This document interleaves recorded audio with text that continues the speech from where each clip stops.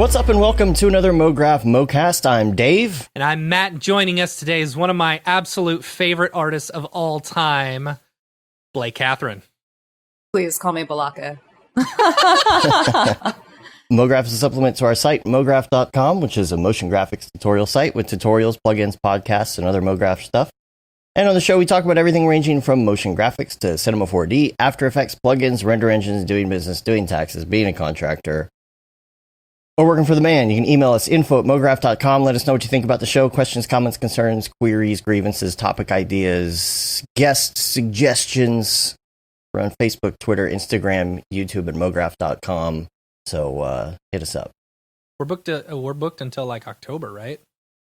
We are booked through the end of October now. That's I think awesome. that it's not on the roster yet because it just happened, but I think the last person to sign up for October was Joey Camacho. Cool. Ooh. So, yeah. Fun. So that's going to be a lot of fun. And this week, we've got a lot of streams coming up. I don't know if you subscribe to the newsletter, you probably saw how many streams are coming up. There are a lot. Not just us, but also Maxon, because Yeah. you've got their streams that they're randomly doing. We're throwing in 2 extra streams in the next 2 weeks. And then you've got IBC, which is, besides being my favorite root beer, is also one of my favorite shows. I'm more of a Barks guy myself because it's got bite. Because it's got bite. Yeah.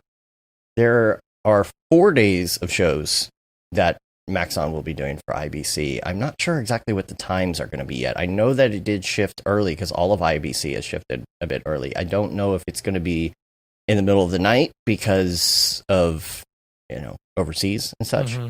But stay tuned for that. I will say that last week was a great stream, just a 1-day thing, really fun. I think I'm most excited about the Mograph cache effector.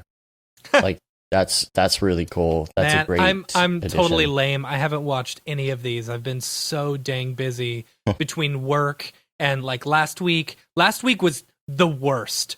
I had my wife started work again because she's a teacher, and she's been back at school, and I have both kids. And I'm trying to work, and I've never had more work to do in my life than last week. It was hard. So Juggling all those projects and babies. Juggling all them babies. Just juggling babies.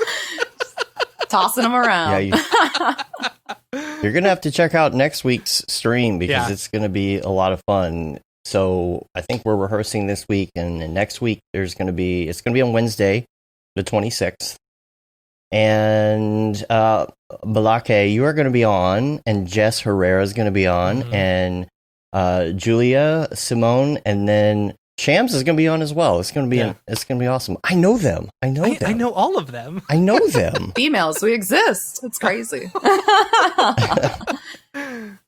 So make sure you check that out. Are you all set? You got your presentation ready? You just good to go, or are you me? That's like my whole day tomorrow. Because unfortunately, I have also been super busy. And when I was like, "Yes, I'll do this," then it was like all the projects came, and I was like, now I got to do this. Yeah, that's how it goes. Yeah. But I'm really excited. I'll be doing a thing on how to use Redshift and Cinema 4D to make 360 dream spaces. So it's something very near and dear to my heart. Very excited to share the wisdom. 360, huh? So is this like a VR thing or just 360 like on the computer? So you can. I usually do it on YouTube. There's also like Kula, which is kind of more for architecture stuff. Like you don't really see a lot of art on Kula, but you can do like YouTube VR or even port it if you know how to through like a different Steam engine of sorts. But I have like a really old HTC Vive. Like I think it's the first gen. And YouTube VR is so broken on it. Like, it doesn't exist. Oh my God, yeah. Because I was actually trying to do, like, a 360 that had, like, that faked, like, 3D feeling to it, like, where you kind of have, like, the left-right eyes, like, slightly out of sync. Right. And I tried on YouTube VR and just had, like, a migraine for hours. It was so bad. Yeah. So I kind of think I might up my VR situation here. I don't know if I'll get an Oculus or what, but just something newer so that I can actually like level up how I can experience. Dave's convincing me to get the Rift S. I think I'm going to go that route. Nice. I told my wife for Christmas I want that and a drum set. So A drum set. And a 3D trying to printer. make noise. Yeah, I know. Electronic drum set. So, There you go. Yeah. That way Gibbs isn't going to sit down at it Right. anytime you start to work and start jamming. Right. If he's going to jam, let him jam by himself with some headphones on. Right. Yeah. Exactly. That works. Yeah. That works. Get him in the marching band, start early. Right? Yeah, sure. Or, an actual band instead of marching band. Wow, could the be cool. shade of it He all. could be cool. Yeah. Hey, marching bands, Oh. TikTok's kind of making them cool. There's like dances and stuff. You can do Yeah, I things. guess. I You can have like a viral moment and then just get bullied the rest of the time. Right. Yeah. Yeah. Oh, man. That hits too close to home. I played saxophone briefly in like middle school and then was like, I can't be a band geek. And I like quit Yeah. immediately. And it was only because I was like, oh, I like the instrument. And I was like, I just can't take it. I can't take the social heat. I was I played trumpet, did it in 6th and 7th grade, but then I dropped band for choir because I Ooh. enjoyed choir more than I did You leveled band. up. Yeah, I Oh, man. I love it. did. Yeah. Yeah, at least you played the cool instrument. I Yeah. wanted to play Yeah. saxophone, but they were like, oh, you've got the perfect mouth for French horn. Yeah, it's just because you need French horn players. That's You ain't got to funny. lie. So I will Whatever. say, I don't know if it's the same with the horn instruments, but saxophone, it's like the amount of chapstick you go through is insane. Like, Right. That's funny. single-handedly funded those companies. The cold mouthpiece on a cold night. Oh, when, yeah. You're in band. Ooh, Yeah. Yeah. So romantic.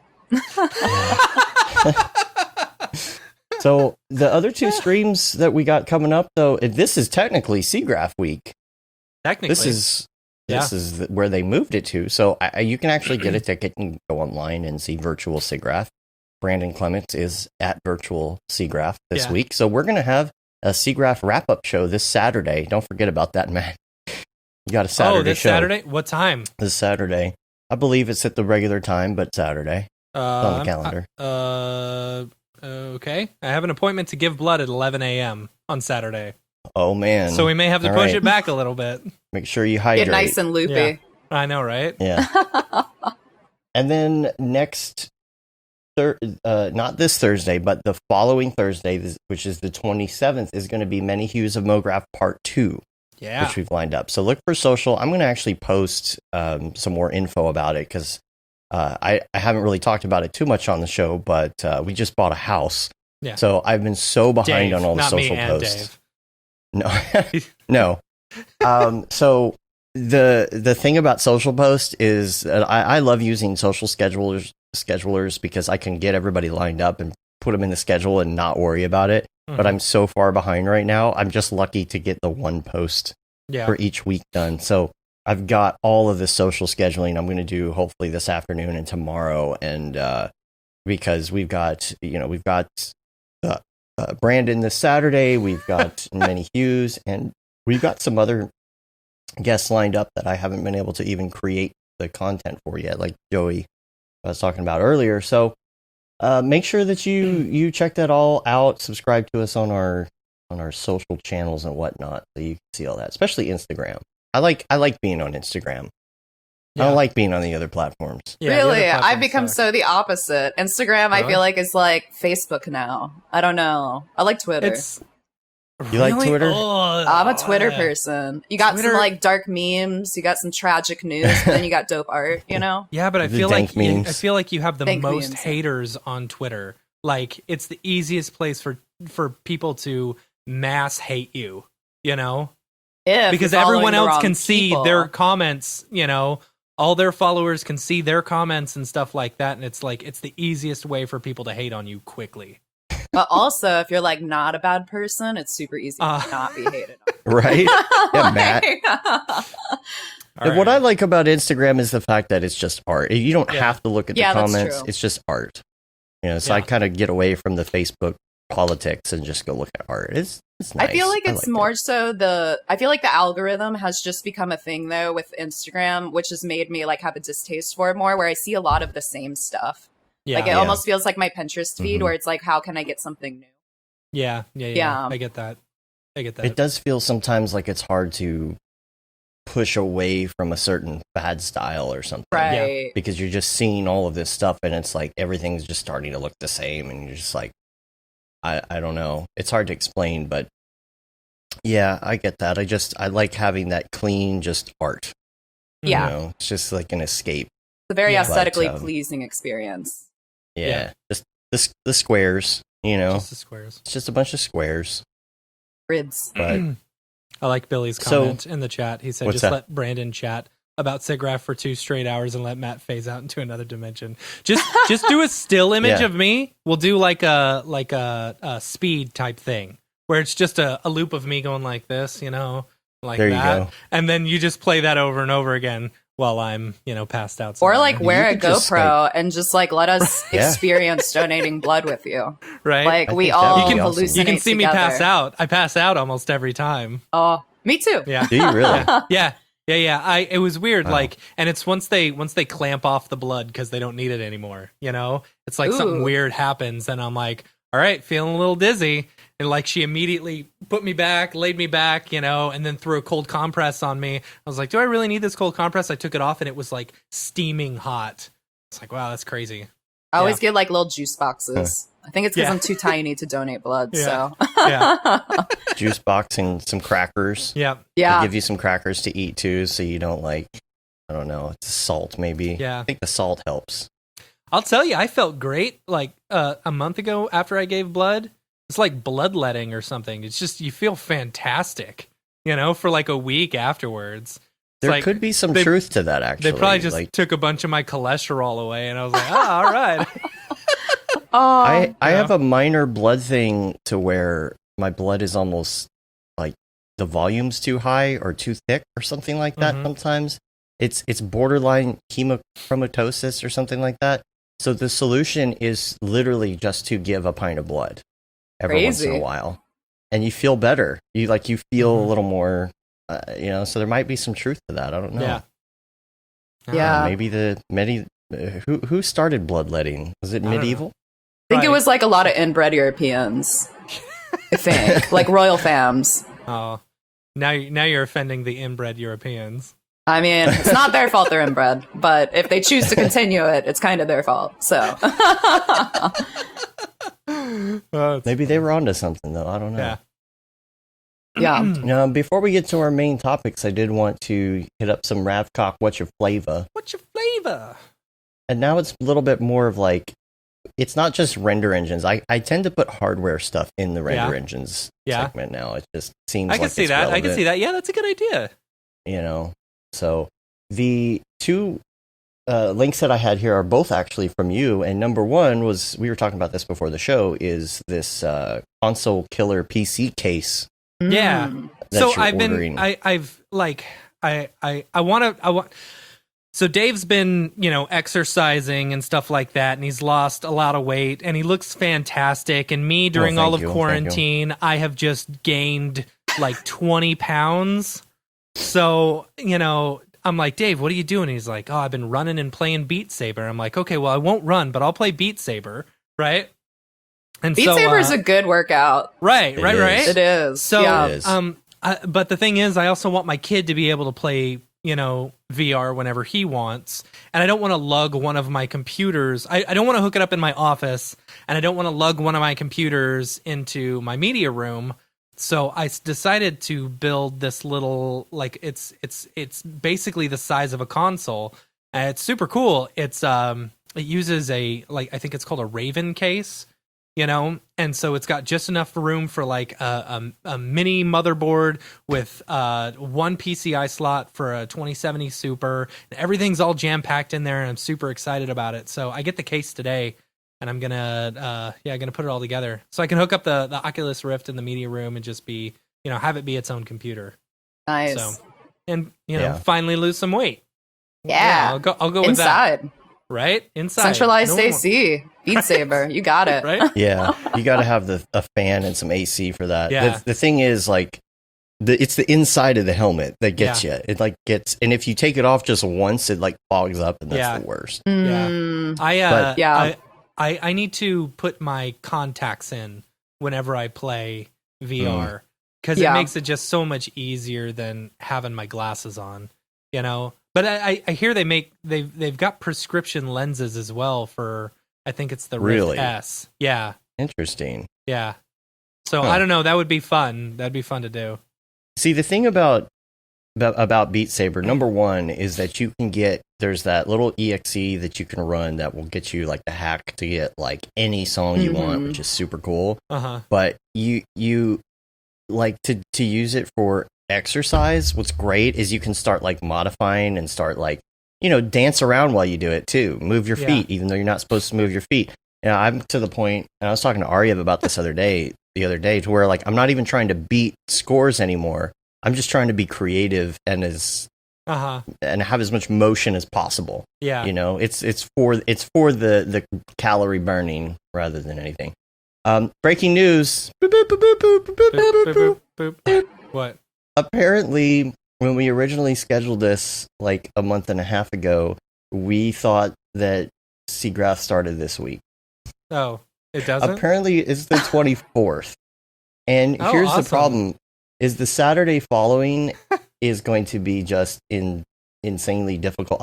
That's when I'm going to be setting up my office. I'm going to have to work on this. I might be setting up my office this weekend. I don't know, in the new house. We'll see. Do that. I don't know. Do that. So live your life. If you were looking forward to that show this weekend, Saturday. Just hold that thought. I'm very excited about this being canceled, by the way. Yeah, it's being postponed. Just stay tuned. I'll take care of that by the end of the day. Yeah, Brandon just sent me a text. He's like, "Oh, it looks like Seagraph is the 24th, not the 17th." It's funny. Whoops. So, well, he's not there virtually now. He showed up and no one was there. Yeah. So yeah, I'm building a new studio in this new place as well. So I'm trying to figure out like the best time to do the migration. Because once I'm over there, I've got to sleep there because I'm working there, basically. Right. So I've been designing it in Cinema 4D, all of that. It is painted now. Yeah. So similar in a similar way. I'm redoing my laundry room. You know, and I know, very similar. What drove that passion? It's because he was designing all of his stuff in Cinema, and so I'm building like this shelving unit or something, and I needed to know exactly how much wood I need and what I wanted it to look like. So I built it all in Cinema 4D, and then took it all apart and laid them, you know, wood to wood, so that I knew exactly how much wood I needed, and was able to order that directly at Home Depot. It's cool. That's pretty sweet. Yeah. Yeah. Very nice. Yeah, I've got a photo somewhere, at least one of the photos. I'll try and bring it up here. So I've been having a problem with just literally the photo viewer in Windows just being dumb. So you know what? I've had that too, where you try and open something and it just stays, like it doesn't actually open. Yeah, it's stupid. Windows enjoys struggling when it can. Right. Mm-hmm. It's like the simplest task. It's like, open this JPEG. No. Yeah, it's like, I'm a giant, powerful computer, but don't ask me to do 1, 2, 3. No. Right. I'm looking at it right now. It's using 0 CPU. What in the world? All right, I'll try one more time. If it doesn't work, I'll bring it up later. Just too spicy. It worked. There you go. Too spicy. Why is it spicy? All right, that's better. I don't have the final one that I had the other day with the computers in it, but this will do for now. Let me bring the screen up here. You can see. So I'm actually like painting it and everything, doing the Mograph. Doing the Mograph logo like on the wall. It's actually painted gray already now. That part's finished, and so this week I got to go in and do this matte, or did they use a It's a matte gray. Okay, cool. The problem is the wall has this texture on it. I don't know if you can see it through here, but so that there's special painter's tape just for that kind of textured wall. You can see I've got my gaming headset mounted on the wall. All this, I modeled all the furniture and shelving that I bought. So everything is planned out like to a T. And I got my Beeple, my Beeple thing on the wall. Nice. Then good vibes. I got designing my studio. I'm real excited because some of these arms came from B&H. Good, dude. Yeah. Overachieving this redesign. Right? Well, the thing is, honestly, it's for me, it's figuring out where things are going to go because these are all perfectly mathematically correct, every bit of it. And so, like, even with the speakers, it's like, well, I don't have studio speakers right now because I don't have room. And I started placing them, and I realized, wait, I have a desk that, is a standing desk, and it moves. If I put these speakers here, the desk is going to hit the speakers. Yeah. It's stuff like that I'm able to think about ahead of time and order the parts I need. It is quite the overkill, but at the same time, I think I might have had a photo. Let me look to find where I was at the other day because I went in and modeled like even the here. I think I found it. I went in and modeled the computers.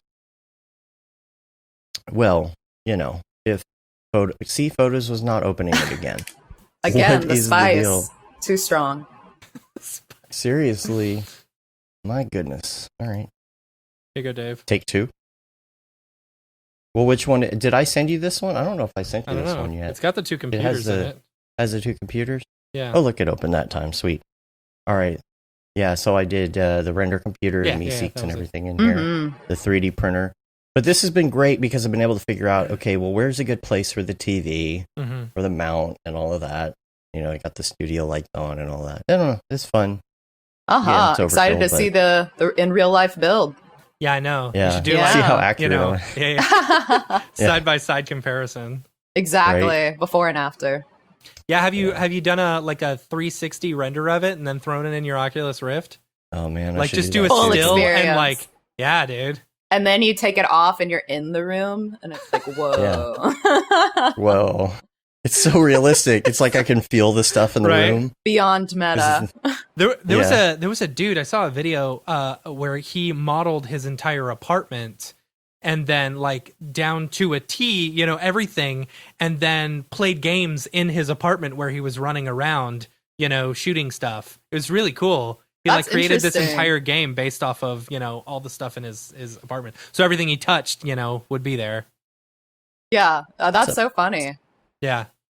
I must have a boring apartment. I would never model my apartment. Yeah. Props to y'all's passion. Yeah, right. Matthias is here. What's up, Matthias? Oh, Matthias. He's in the chat. What's up? Billy, Kevin. All good folks. Mm-hmm. Billy's got his new Focus. Yeah. Nice. Yeah. So, all right. The other link I had in here for the hardware stuff. I guess this isn't really hardware stuff, but it's kind of related to render engines because, as you know, Chad Ashley, yes, the render guy, he has been talking a lot about ACEs. If you haven't heard about ACEs, you've been sitting under a rock or something like that. But talking about Vegas, right? Yeah. Is that a hotel, casino in Vegas? Yeah, right. Okay. So I haven't really thought much of ACEs, I'm just like, oh, okay. Like I understand people are talking about it. I'll get to it eventually, but I found this YouTube link. So back up a little bit. We got in this project this past week where we had to work with some log footage. They're under a big rush to, get the project done and out. It's like due on the 20th in like 3 days. And there was a bunch of VFX work, and so they were going to send it to us before they even did color.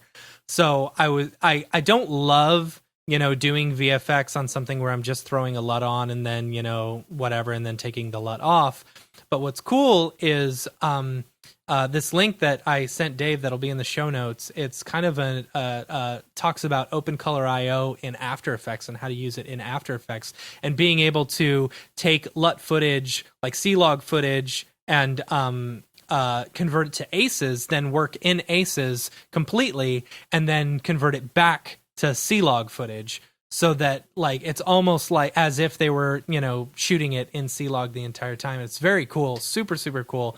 And it's been a fantastic workflow, and I'm surprised how easy it's been, So, I don't know. Check out that link if you're interested in working in ACEs in After Effects. It's a really good link. Yeah, that sounds interesting. I'm gonna have to check that out. Yeah, it's super cool, and it's neat.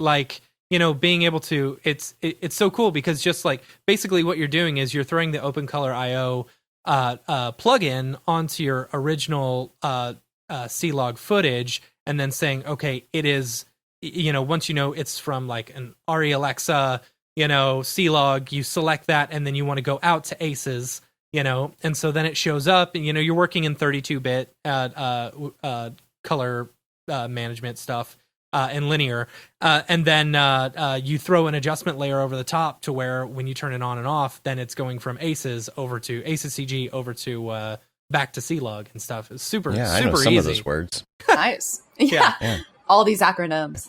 Yeah. But it's like once you want, just reading about Aces, it's very cool.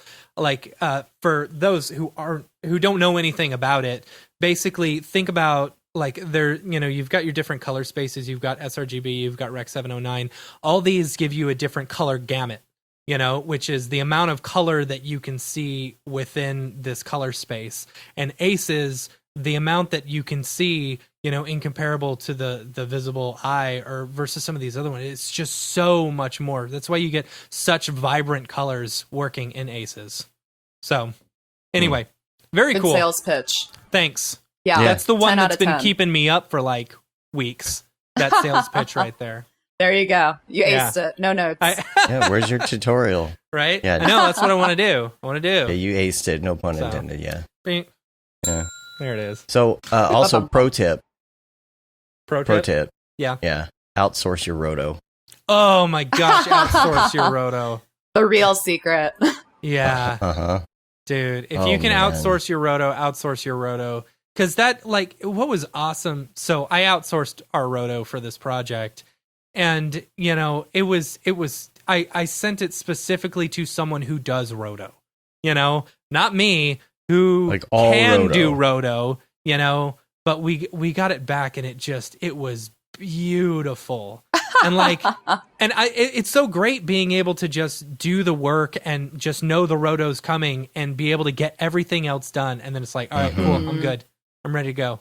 Yeah. Put it in there. I feel like with every passing project, I'm always just like, how can I optimize this by getting more talented, specialized people on it? Yeah. Like, yeah, how? right? Always. Right? Yeah, that's the thing. It's like that there's almost, even if you're okay at roto, there's almost like an anxiety that comes when you're going to have to roto. Yeah. It's a chore. I don't know, for me, Yeah. it is. Yeah. Yeah. The biggest piece of advice I ever got was from Teddy Gage on roto.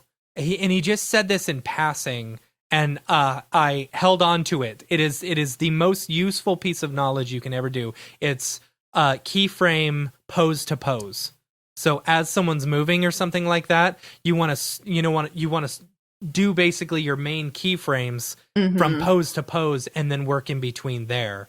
Like, that's the best advice for roto anyone could ever give, because normally what I would do is I'd go, okay, that frame's good. Let's go together. Let's go forward 5 frames. All right, that one's good. Let's go forward 5 frames. And it's monotonous and it takes a long time. But when you're going from pose to pose, you can get some of those in between ones a whole lot better.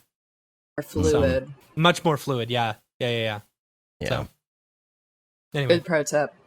Gold Thanks. star. So let's talk about you now. Let's talk about your background. No, rotos today. That's it. That's all we get. Welcome to Roto Today. Yeah. Rotos. That would make a great podcast. It's Roto every episode. Makes me sweat just thinking about it. Right. On this episode of Roto Anonymous, we talk about keyframing intervals in 5 frames instead of 4 frames. And how you will pull your hair out within 30 minutes. Yeah. Compelling. Keeping yourself sane while rotoing all day. Just listen to podcasts. If you listen to podcasts about Roto while you roto. Yo, dog. Gosh. Oh my God. I heard you like Roto. I feel like this is going to be like a phrase that's just stuck in my head all day now. You've cursed me. Yo, dog, I heard you like roto. Yo, roto. Put Roto in your Roto. So we made a So you can roto podcast while you about roto. so you can roto while you roto. Anyway. Let's talk about your upbringing in the field and in art and everything else. I want to know about your background, because I'm interested in where your style comes from specifically. You have a very distinct style, and it like, so there Okay, so there are a lot of artists who kind of create this. I don't know. It's like I don't want to call it like a vaporware aesthetic or like a shiny People love metallic. using that word. I know, Yeah. but like that's not it. You know. Yeah. It's real vaporwave people roll in their grave when they're like, "This isn't vaporwave. Like this isn't about capitalism and blah blah blah." Right. But when I think out of all the artists who have this style, you do it the best. Aw, that's super high praise. Thank you. Yeah, no, I mean, I'm definitely like addicted to color. Like, if there was a rehabilitation center, like I could be their first customer, you know. But yeah, like I don't know. Like I graduated from University of Florida in graphic design in 2013, and I had only started learning how to illustrate in 2D that like graduating year. Like before that I was like, I'm going to be a logo person. I'm going to work at like Pentagram or some ad agency that abuses me and like make baller like $1 million Verizon redesigns and stuff. And I really quickly found out that I didn't care about that. Like within like a year and a half of working in New York, I was just like, branding is not my passion. Like, you know, you like kind of become addicted to whatever your palette is. Or like I worked at Macy's and I was like, all I see is red. Like all I ever see is red. And so I started kind of just having fun by like going on Behance, and I was like, how can I like not just work in these like really minimal palettes and this really minimal style? Like how can I basically break what I thought I was studying and going to like pursue for so long? Because it's kind of like a very early career crisis to be 2 years out of school and be like, I like what I do, but I don't like any of the actual parts of what I'm doing. So like what's the broken link or connection here? And like everyone on Behance just kept tagging Cinema 40. And I was like seeing lettering artists. Like I think Luke Choice / Velvet Spectrum was the early one I had seen and stuff like that. And I was like, well, all these folks have my background kind of. So let's dive into that. And then I just basically like immediately found out I loved metallics and I love colored lighting and I love working with color. And that kind of is what encouraged me to keep learning it, because the lighting and textures were what drew me in immediately. Like, I'm not a big, you know, I'm not someone who's like gets really like buzzed off like a cool Houdini sim or something like that. Like for me, I have an image in my head or I have animation in my head. And it's like, how do I go from point A, which is the concept, to the final product? Like, what are those steps that get me there? And yeah, it accidentally became really consistent. So that's cool. It's nice that it is that.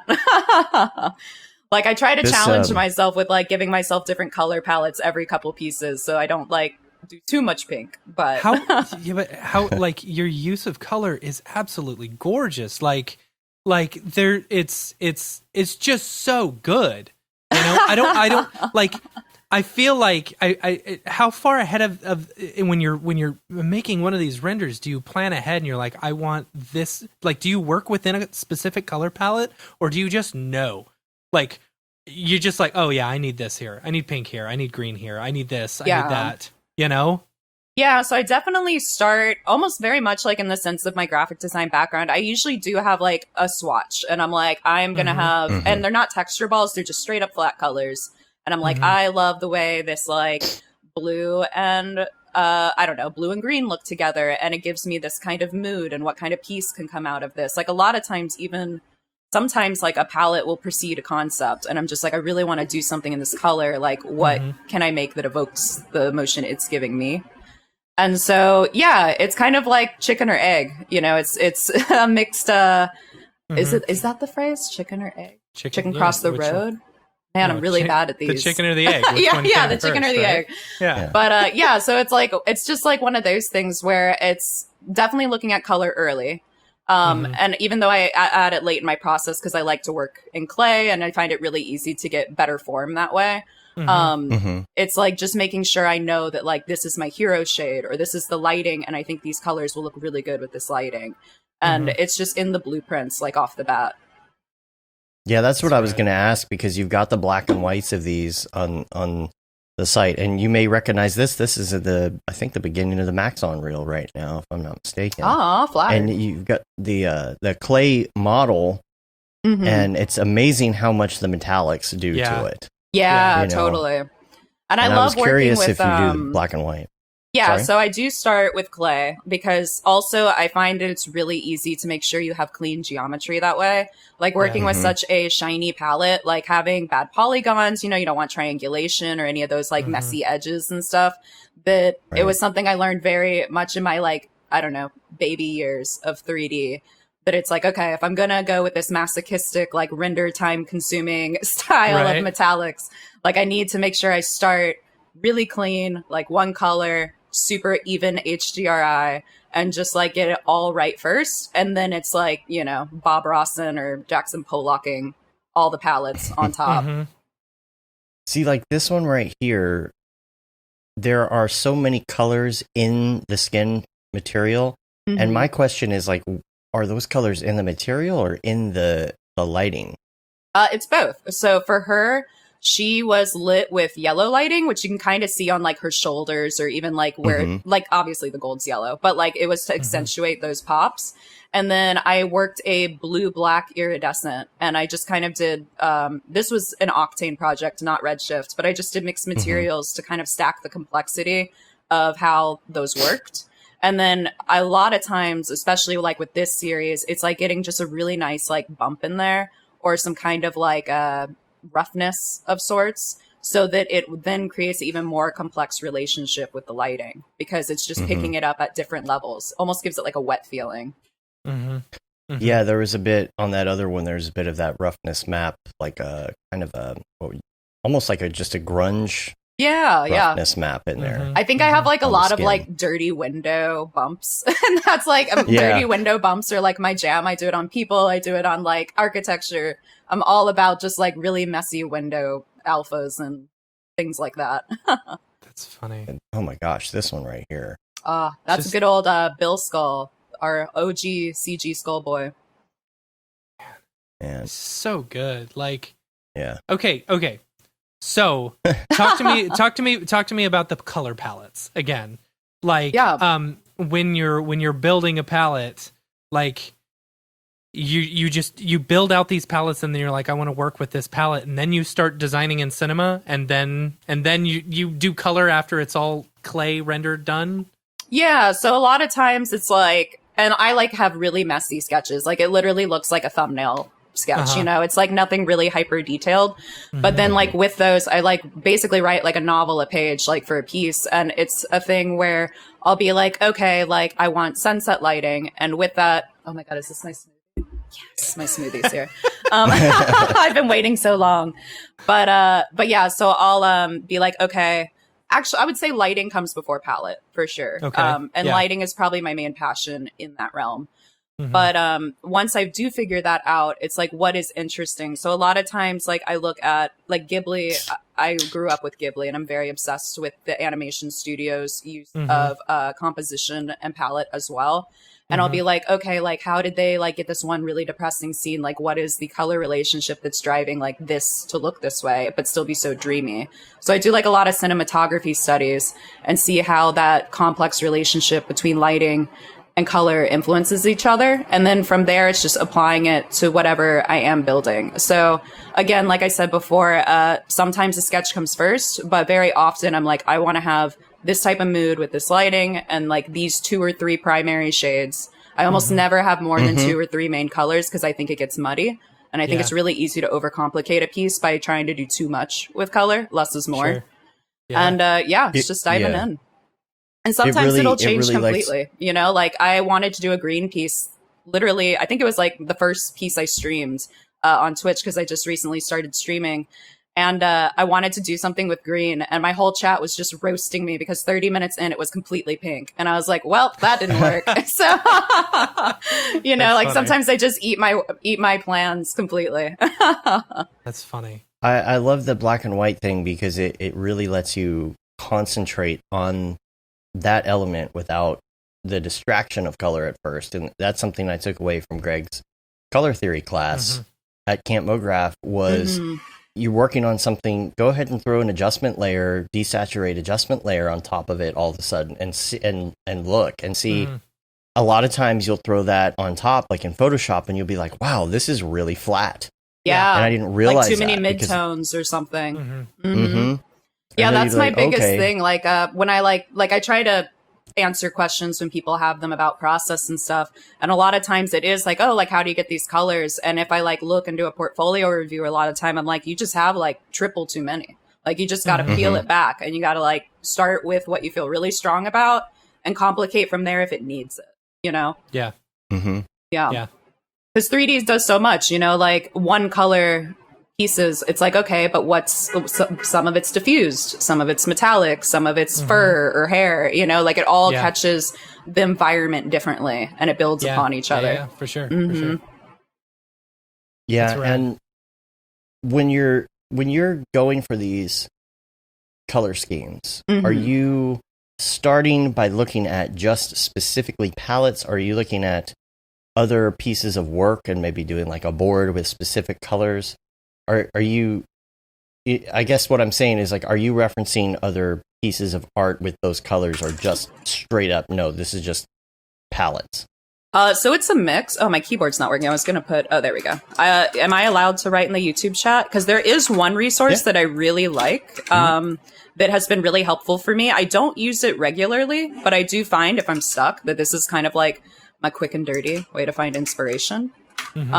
Which is just this guy. He has like hundreds, I think it's hundreds of like just cool 2-color relationships. So sometimes I'll do this to like kind of remix what I'm feeling. But like, especially now, because I've been doing this since March 2015. So I'm like 5 years deep. And I just, with that, you know, with doing anything over the course of time, you do build your own habits in or your own preferences. So like a lot of times it's just like, you know, I just love this material library I built and I kind of flex it. And I just see how I can evolve it and how I can remix it over time and when it feels right. And Billy's saying something about to preserve the underlying value in grayscale, you put on an all black 000 layer on top in color blend mode instead of using a 0% VSAT adjustment layer. What's the 000? Maybe he can explain that. I guess there's RGB. a Twitter thread. 000. Is that what RGB, it is? I'm assuming. Yeah, I assume so.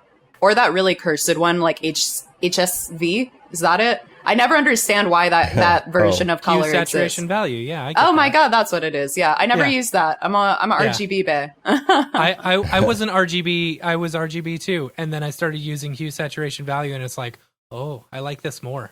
Do you? Oh, okay. Yeah. Maybe I'll try it. Yeah. Maybe I'll be politer to it. I don't know.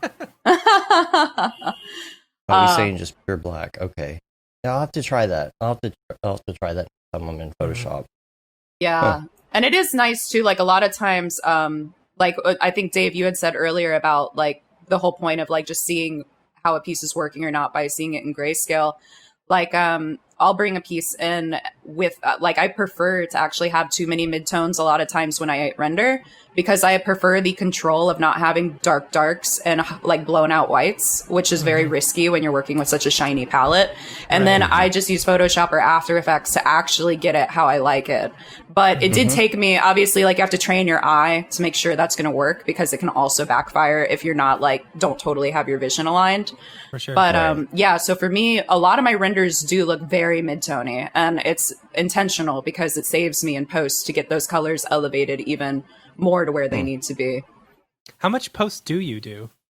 It's a mix. Yeah. So like right now, like with the mobile game I'm working on where we're doing all 360s, it's me and another artist. So we try to get almost all of it perfect in render, because we're like exchanging files sometimes. We don't want to have to necessarily onboard each other to like complicated Photoshop or After Effects scenes. Like you have to just, and we have like someone who also helps on a more like kind of assistant level. And it's like they literally learn 3D to like be a part of this team. So they're like super new. And it's like a thing where we want to be very user friendly for like all the different hands. So I am capable of not doing posts. Like I can definitely do it. But for me, it's really cathartic. And what I like about it is it forces you to have this built-in break between a piece being rendered and actually being final. Like, I think you're Right. granted this like extra dose of just like being able to step away, come back and see it from a whole new perspective. Mhm. And so for me, it's kind of more of just like a practice that I prefer, because I think it just strengthens a piece every time to be able to have that time. Because if it's personal, I think there's a big common issue with artists where it's like, when is a personal piece finished? Like, when do you know? And like, for me, I think I struggle finding out when it's finished when I'm not able to build in little like break steps like that. Right. That's cool. I think all aspects of art kind of can have that. Like even into audio. There's the course on Masterclass. It's what's his name? Armin van Buren. Oh yeah. He's a like a, what do you call it? Just like a Electro I don't know dude. Is he? It's not like, I don't know. it's not techno. It's like Yeah. I guess it's EDM. He's good at what or he whatever. does. Yeah, he's good. Yeah. So he does EDM music. It's kind of like, I don't know how to describe it. It feels like a little older style than like Deadmau5 Yeah. or More house. Zed. Yeah, Yeah. something like that. But he goes into a lot in his class about stepping away Mm-hmm. from it and coming back, especially when you get to the mastering phase, which is kind of the same concept. It's like Yeah. you're right now building it, and then you step away and come back to it and look at it again in the mastering phase. And it kind of something about taking that break and coming back and viewing it the next day, just like in music, you would come back and you listen to your mix again the next day and be like, oh wow, it sounds different today. Yeah. Mhm. You can totally get It's- like a visual or ear blindness, like you just Yep. become like immune to seeing something that's like just so clearly in front of you. Like when Yeah. someone's like, Mhm. oh, go get the ketchup out of the fridge, and you're staring at the ketchup and it's not there. And Right. it's like, Right. and the Exactly. only gift to that really is distracting yourself or taking time. And I was actually talking with Jason the other day, my good bud. He's based in Australia. He's a cool 3D artist, very into like the erotic vibes, very fun style. But we were chatting, and it was a thing where it's like, man, like I'm kind of jealous of daily artists, because like it's not that I can't do it, but I just think it would look really bad if I did it. Like it's like a thing where it's like I need that time. It's just my process. Mhm. Yeah. I'm like jealous that people can crank it out, but I feel like I would be disappointed in my work if I tried to put that pressure on myself. I can see that. I can agree with that too. I feel the same way. It's one reason, like, I only post stuff that it may only take a day to do a Right. render, but Mhm. like doing one every day, I feel like I couldn't, I only like showing off my best work. I don't know. Exactly. And I Yeah. feel Me like too. it's, why and I maybe never it's even post just anything. like being to a certain like stage, when you get to a certain point and you're just like, I don't know. I hate using the term legacy because it sounds really bougie, but like Mhm. you just sit there and you're like, I don't want to put up something that I don't feel 100% like stoked about.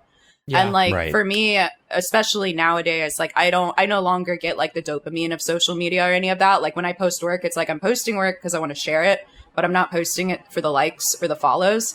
And I would say Yeah. almost every single one of my personal favorite pieces has the worst engagement. And it's really funny because I'm like, I'm glad I'm doing it for me, or my ego would be destroyed right now. Right. Like, oh, right, yeah. Right. Yeah. That's it's funny how that happens. Yeah. Yeah. Yep. Yep. Well- The stupidest thing I've ever posted online has the most views. Oh my That's how God. it Yeah. goes. Don't And it drink always milk just and makes Red you Bull. be like, what are other Yeah. people seeing? Like, Yeah. oh Yeah. man. Yeah. I think 13 million views on a stupid video about mixing Red Bull in your milk. That's how did my that legacy. taste? That's it. That's Dave's legacy. That's my legacy. Did you drink it? No, I just showed what Okay. happened when you mix them and got 13 million views somehow. That's insane. This is Yeah. an accident. And It that's was, that's it.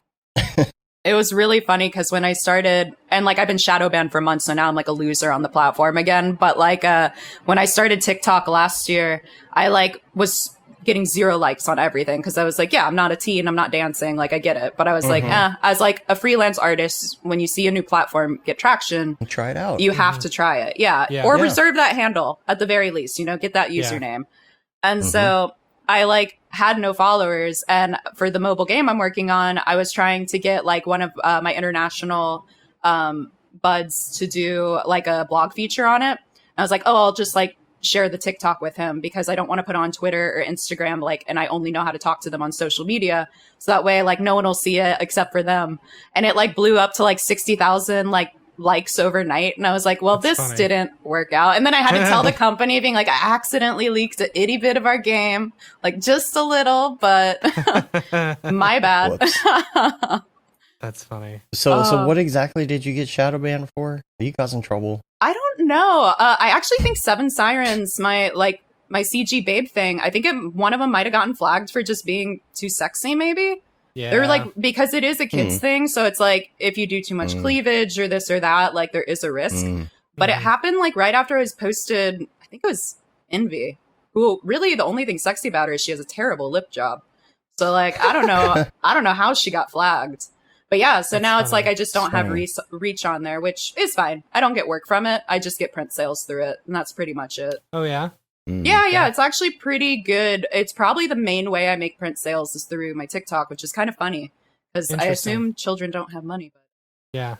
How much? How many followers Tell do you us have about on TikTok? I'm mid-50s, like maybe 55,000. It's about the same as my Instagram, but way worse engagement because since the first week of July, I've just been shadow banned, so I look like a loser now. Yeah, that's okay. It could be worse. I'm curious about the prints. Tell me how that works. Like, what do you like the conversion from like social media to that? Yeah, well, I mean, you're selling prints. Oh man, this one's so great right here. I like this. Let me bring this one up. So, thank you. So you're selling prints. So let's say I see this and I want a print of this. Is that what you're saying? So you're selling these. Is there a process or a website you go to? Like, how are they being drop shipped? So I use Imprint, which is a lot of my good artist buds use it as well. It just has really high fidelity. Like, it's not like a Society 6, and you also make like a lot higher of the production cut. Like, you make actually a good ratio for what you're selling. So I do that, and then that means each piece it can be acrylic, which looks awesome. It can be canvas, which looks good, or just its traditional art print. In the past, I've also done, I actually still have them because I got nervous with shipping and now USPS is a disaster. But I have glass prints that I got done through a company called Fracture. They're based in Florida. And so, yeah, I just experiment. But sometimes I sell it independently. And when I do that, it's just an extension of my website, but that's been closed for a bit. And then Imprint is kind of the one, especially like for TikTok and stuff, where I'm like, if you want to buy my work, that's where it is. And like, now I'm only a week or two, I'm like 2 or 3 weeks into streaming now. And I've also seen the return of selling prints on Twitch really high. And I was really impressed with that because, I have probably my biggest following is on Instagram, and I make like $0 of prints off Instagram. Like, even if I do a story call to action, a feed post, whatever, like I can promise you I've always made $0 off Instagram. And so it's cool to just see these other ones where I'm very much like a small little fry on those platforms. And I'm actually like getting an immediate revenue return, which is really cool. That is cool. Yeah. I can imagine this would look really good on glass. Yeah. Like just the shininess. You wouldn't want this on canvas. It wouldn't really bring out the shine. Yeah, the best ones that look good on canvas are usually like the mostly one color dreamscapes. So like I have one canvas somewhere in a closet of like this like green Ghibli-esque like doorway piece. And like the canvas made it pop so nicely because especially with all the flowers and stuff, it just adds that extra detail. I like your font. How do you do the different font in the names? You just Google like glitchy font generator. It's like such a sketchy website. It looks like it'll give you a virus, but it doesn't. And it gives you cool fonts. So I highly recommend. It's probably the first result if you type sketchy, glitchy font generator. Sketchyfonts.com. Yeah, for real. Defont.copy paste. Now, what about your so this is your art, so your projects, your clients and whatnot. You're freelance, I'm guessing then, or are you not? I am, yeah. Freelance? Okay. I've been full freelance since even before doing 3D, since January 2015. And then I would say about February 2016, when I was just shy of a year doing 3D, I started finally getting 3D freelance work. But I didn't really become a full-time 3D designer probably till mid 2018. And a lot of that was because I partnered for US based work, but they also take international when it comes through with H Plus Creative. Shams is also repped through them. My buddy Jason is. Like, there's a handful of people. But ever since joining them, like, my income as a freelancer has increased every year, which is really awesome. Like, it's just been a really positive reach. And then just recently, especially just because COVID, and I love freelancing, so I want to protect myself and always be a bit on the grind without having to, like, really overwork myself and hustle to, like, soul creating states. I signed with Nerd Production, who my friend Bill, who does all the cool CG skulls, he introduced me to his agent, which is Nerd Productions. So it's been really nice to be able to have people for around the world now, and then I have H Plus for the American folks. And between the two, it's been really, I feel really fortunate. Like, I'm in a spot where I can say no to work, which is, I'm bad at it, but I do enjoy having the power. This is, you mentioned Bill. Is that, and the skulls, that's Billy, he goes by Billy something on Behance, right? Is this I the think same it's, person I'm thinking of? I always feel bad because I don't know how to totally pronounce his handle. His last name. Billiless? Yes. Yeah. Everyone knows him because he's like literally the skull guy. Like, you can never compete with his level of skulls. And he models it all too, which is crazy. Like, he's so talented in ZBrush. For some reason, I feel like he may be from Dallas. I don't know why I'm thinking that. Oh, no. I might be wrong. He's like, I think he's Greek, but he lives in Scotland. Really? Okay. Yeah. Oh, I was way off. Yeah. Not a country boy. But I do follow him. It's just all that. It's just his entire Behance. It's just black and gold, beautiful. So cool. He has an imprint shop too. I think he kills it on there. Yeah. Because his work is like perfect to have as a print, and it looks good in like any medium. Yeah.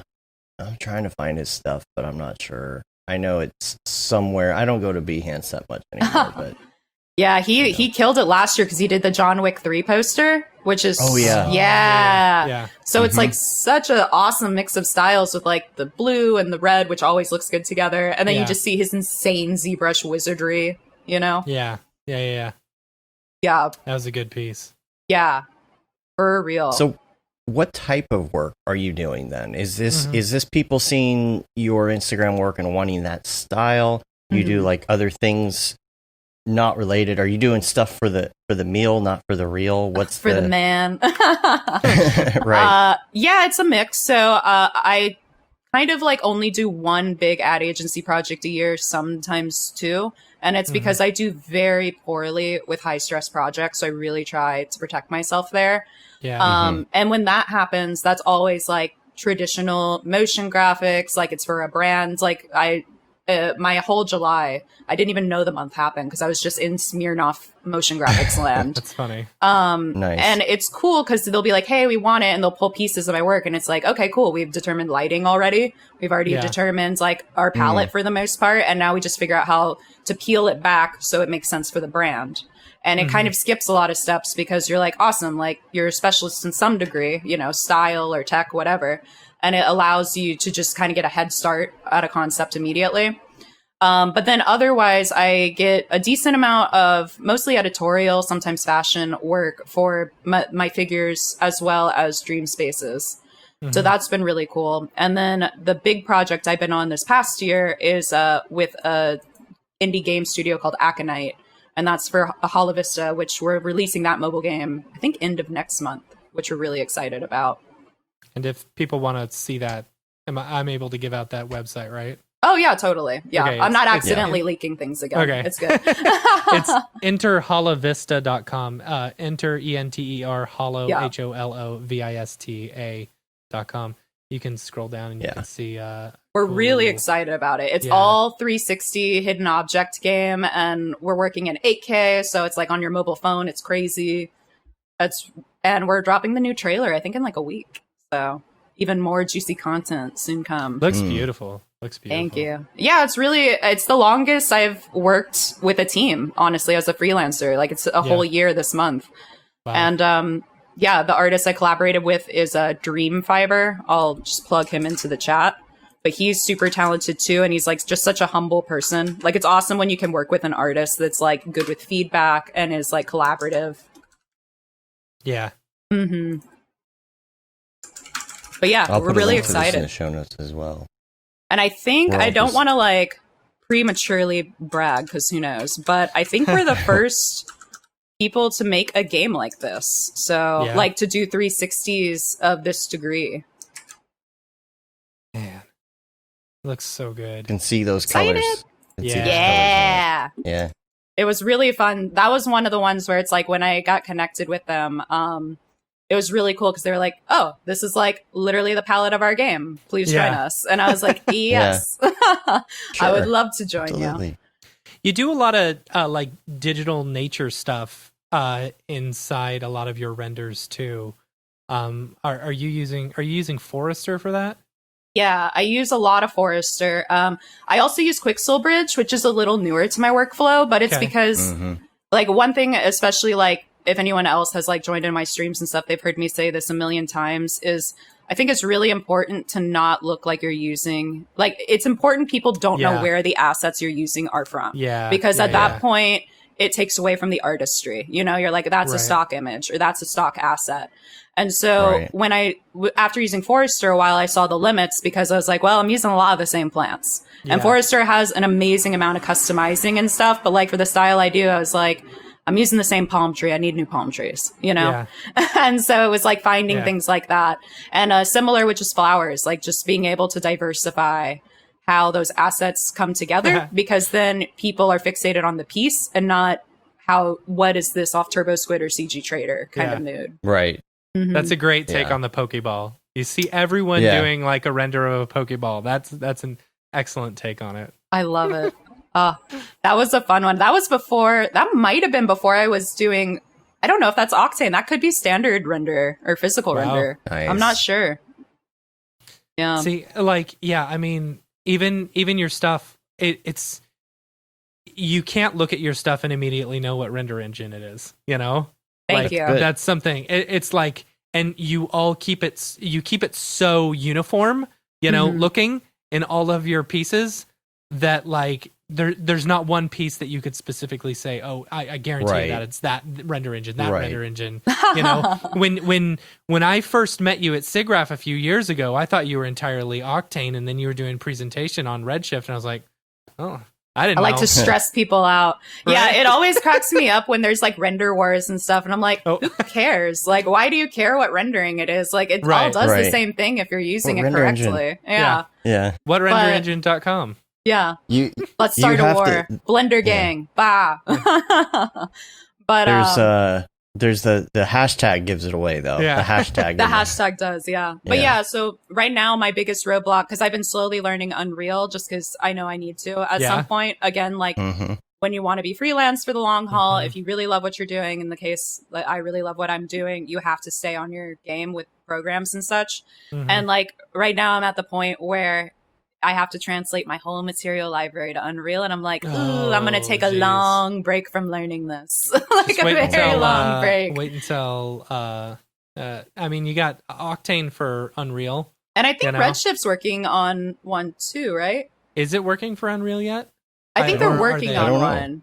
Really. Or oh no, they might Good be question. working on something for Blender actually. I know they're They're working working on on Blender. RT. They may be working Yeah. on Unreal too. I don't know. I'm But not yeah, sure. so if the Octane one, I assume it's still in beta testing for It's out. Unreal? Oh, awesome. Yeah. Yeah, so Mhm. actually I'll probably just start picking it up then and just use my Octane library. That'd be dope.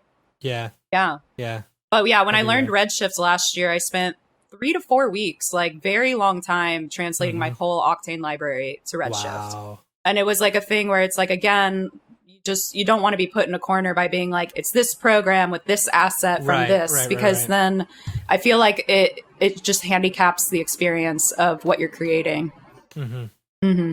hmm Yeah. There's something to be said about looking like 10, 20 years in the future on software, you know, Mhm. like the Unreal stuff, and just maybe it's not going to be here really quick. Maybe it won't be what you think it's going to be, but just thinking a little bit ahead of that, I think Yeah. helps a lot. You know, you don't want to be that person 20 years from now that's still working in Lightwave just because. Yeah. You know? Yeah. Still doing flash animations or whatever. Yeah. And there was Yeah. like this vibe back in the day. I don't know. I think, Matt, you might remember this. We were working at that awful studio together back in the day. And everybody we were interviewing was kind of on the cusp of people coming off of 3D Max and going to cinema. So there were some 3D Max people. There was a lot of cinema stuff going on. And I feel like every once in a while we get somebody come in for an interview and they wouldn't know cinema and they wouldn't know After Effects and they wouldn't know even 3D Max. And they would mention some obscure program that they use. And I remember thinking, I don't ever want to be that person that is stuck in that one thing. Yeah. It's also a scary idea because not all tech is permanent, you know, like platforms die, applications die, websites die, which is again why I like try to like, am I popular on TikTok? No, but am I on it? Yeah, because maybe one day Instagram's not around or something like that. And so it's just, I think spreading your little angel wings across different tech and different platforms in general is just so critical because otherwise you really could be just shooting your own career longevity in the foot. You just don't know. Yeah, right. Yeah, for sure. That's why it's just so important to keep an eye on the Unreal stuff right now in our industry and where it's going. Oh, yeah. 'Cause you just don't know. Like You know, I mean, I woke tomorrow, up to that Unreal 5 trailer. Like what was that back in like May or June? Yeah. And I just remember like my jaw being on the floor all day. And I was like, I have never been that blown away by a teaser, you know, like not like it's still in development and it looks amazing. Yeah. And that day I spent like $100 and bought a ton of different tutorials so I could start learning it. But it's not too difficult. It's really I haven't shown anything on it, but like my big reason for doing it is I do love creating these immersive environments. And it's so annoying to create an environment that I'm seeing in 3 dimensions, but I can only export it for a flat experience, you know? Yeah. Like it's just scrolled and you can't actually look around or have that feeling. Yeah. And when I do these 8K 360s off the game, like for my personal work, it's like, okay, that's cool. But doing a high res, high fidelity material, tons of polygons, 8K render, even optimized, takes a really long time for a single still frame. So it's like, if I learn Unreal, maybe I can add animation to that experience because the render times will be just drastically lower. Yeah. And it's just finding ways to just always be like, this is my passion and these are the steps I need to be able to do it better. I'm on that point. That's why I'm looking forward very much to Brigade, you know, Octane Brigade. Oh, yeah. It's going to be, I mean, totally just being able to do that all in real time. And then think about it. You build all your stuff in Octane materials and then export that out for Unreal, you know, in Brigade. And it's like, that's a game changer right there, you know? Yeah. And that's also why it's like good to not be like oddly loyal to a certain program. Cause it's like, if I was like Redshift or Die, then okay, great. Now I'm not benefiting from a program I know, Octane, because I'm just being like stubbornly a Redshift person, you know? Yeah. Right. So it's like fluxing between what you need to make it work is the best. So I wouldn't wish translating material libraries on anyone. It's my worst chore. That's eventually everything is going to get universal. You can feel it coming. It's going to be so much better. I think especially with the stuff that Otoy is doing right now, where you know, especially building Arnold, being able to translate Arnold shaders into Octane and stuff. That's like, awesome. Yeah. Like once you're able to do that all in universally, it's gonna be insane. Yeah. Like I think it's a Quixel. Sorry, not to interrupt. I think it's a Quixel quote on their like website, so it's probably really like dumb to quote Quixel, but that they say something like, it's like, we create these assets so you can like literally create. Like you don't have to create things that are not exciting to create, you know? Yeah. And that's so important. Yeah, Tokyo Meg says somebody was on LinkedIn saying Lightwave users are being discriminated against in the business. And it's like, are they? Like, I understand totally being in a program. I'm immersed in Cinema 4D all the time, and so I don't want to touch anything else because I'm like, it's not Cinema 4D. But I don't mind that. if like honestly, when I was the last real job that I had, they wanted me to use 3ds Max as well. I was like, I mean, it's fine, know, I'll learn it. Pretty good, A lot of the principles are exactly the same. Just a different language. That's really exactly. it. Yeah. That's like me with Blender. It's like I'm not switching my main generalist program. Like that is C4D till I die, baby. But like it is, but it is a thing where it's like sculpting in Blender is a lot better right now. And so why would I not do Blender for some things? And like my bud taught me, he was like, oh, Booleans are like really clean in Blender and you like don't destroy like the polygons and stuff. And I was like, that's amazing. Like I'll use whatever I can to make things as efficient and as good as they can be. Yeah. But it's always funny though. I do miss in real life hangouts, like at like events like SIGGRAPH and stuff though, because sometimes you meet people and they're just like, no, it's one way and it's always one way. Yeah. Blender or you die. Yeah, you don't get to do that fun meet over drinks and argue about the best render engine thing. Oh my god, just feels different. I think it was at one of the after parties at SIGGRAPH. I'm pretty sure maybe it was at Control Z, but I was like hanging around with like some 3D people I hadn't met before, and they like were jokingly at first talking about like Octane versus Redshifts. And then like a beer got drank and then it got a little more passionate. And then it like escalated and I'm just like slowly Homer Simpson's like retreating into the bush. Like I can't do this. Oh my god. But it's all fun. I miss it. Yeah.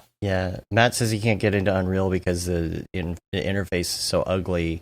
Pretty over opinionated Unity user. That's the thing. I was getting into Unity because it felt more like Cinema 4D. Before, and that's why I liked it. But Unreal has I haven't opened Unity. I'll say Unity, Unreal. And I don't think it's isn't like that bad. I think it was fine. Like it. Everyone's like, Unreal's so hard. It's like it's such a confusing thing. And when I hear that, I'm expecting like ZBrush interface, where I can't figure anything out. Right. Yeah. ZBrush gets like a gold medal for how hard it is. Like, wow.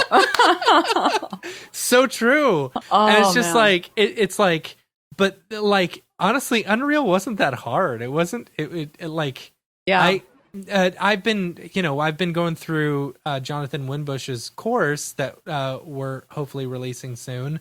And it's not out yet. I keep waiting to buy it. Let me throw money at it. We're so close. We're like 4 videos take away. My money. Yeah. I just got another Dropbox thing of more videos today. So we're like a couple videos away from being done at this point. So close. And like it's like within the first day, it was like I felt really comfortable in Unity. And it's like Unreal. That's what I meant. Yeah. We both start with a U. That makes it worse. I know. Like for me, I bought an ArtStation course. I forget the artist's name, but if you look on their marketplace, you can find it really quick. And it was basically like how to use Unreal for concept art.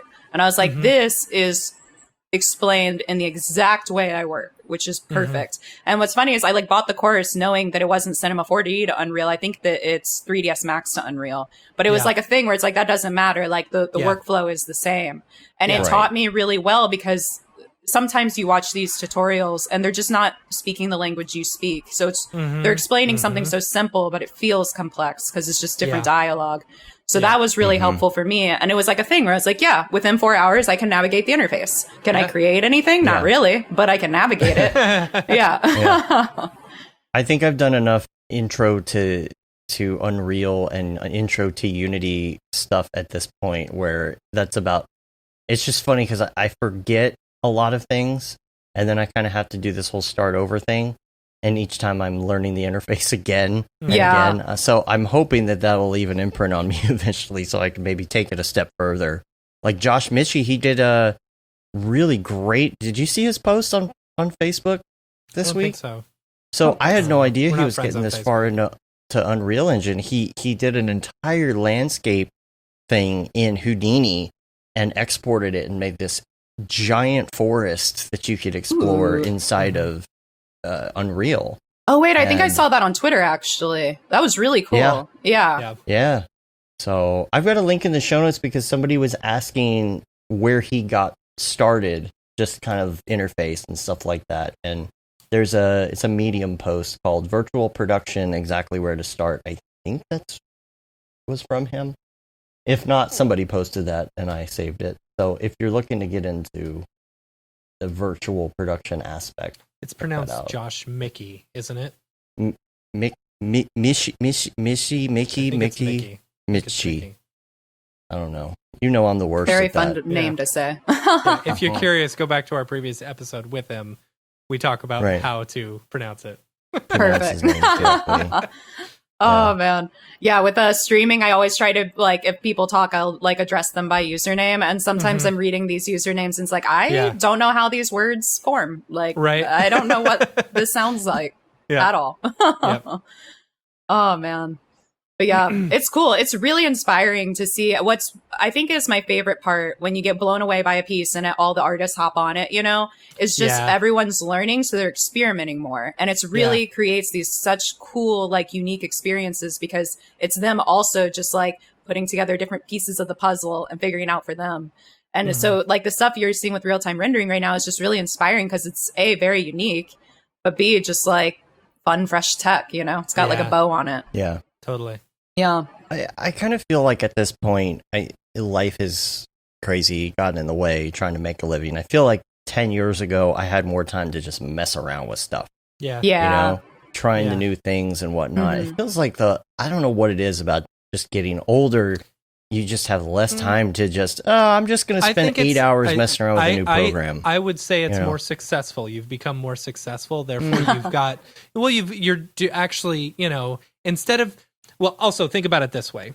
When I was working at an actual job, I spent a lot of time slacking off. Yeah. I tried to get in as much slack off time as possible, because I was getting paid for it and I didn't care about, anything like that.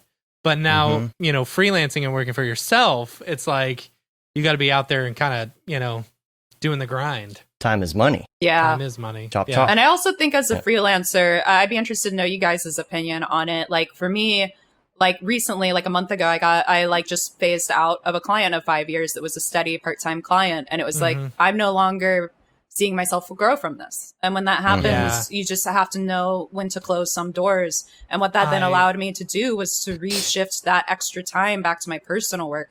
And I was like, wow, I haven't felt like I've progressed in my work for like 8 months. And in the past month, I feel like I almost made up for that, Yeah. I still have some of those really old clients, like ones I've had for years, but I don't do their work anymore. I pass it off to someone who's a lot cheaper, and I can still make some money on. Honestly, wins. then you're basically like a recruiter, which isn't that bad. Yeah, if the work is good, the work is good. So, yeah. I mean, it's definitely not work that I want to do.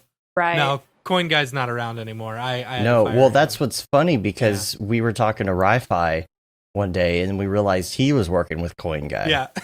My coin. Yeah. Like, it's so funny. Sounds like a cryptocurrency person. No, it's actual gold and silver. Oh, real? Like this guy is a full-on numismatist. Numismatist. What does that mean? Coin collector. Mean? Someone who literally. Coin wow. Collector.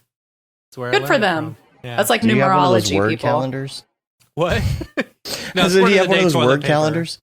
Yeah. What? Today's word of the day: toilet paper. Today's was numismatist. That was the word of like the month of April when none of us had toilet paper. So yeah, it was so bad. It was so bad, the toilet paper crisis in LA, that my parents from Florida had to ship me some because I was like, oh my god. See, I got lucky. Like my brother has a bunch of he works directly with people in China. And they were sending him videos of like the malls and stuff like that. And they were saying, you better be prepared. This is big.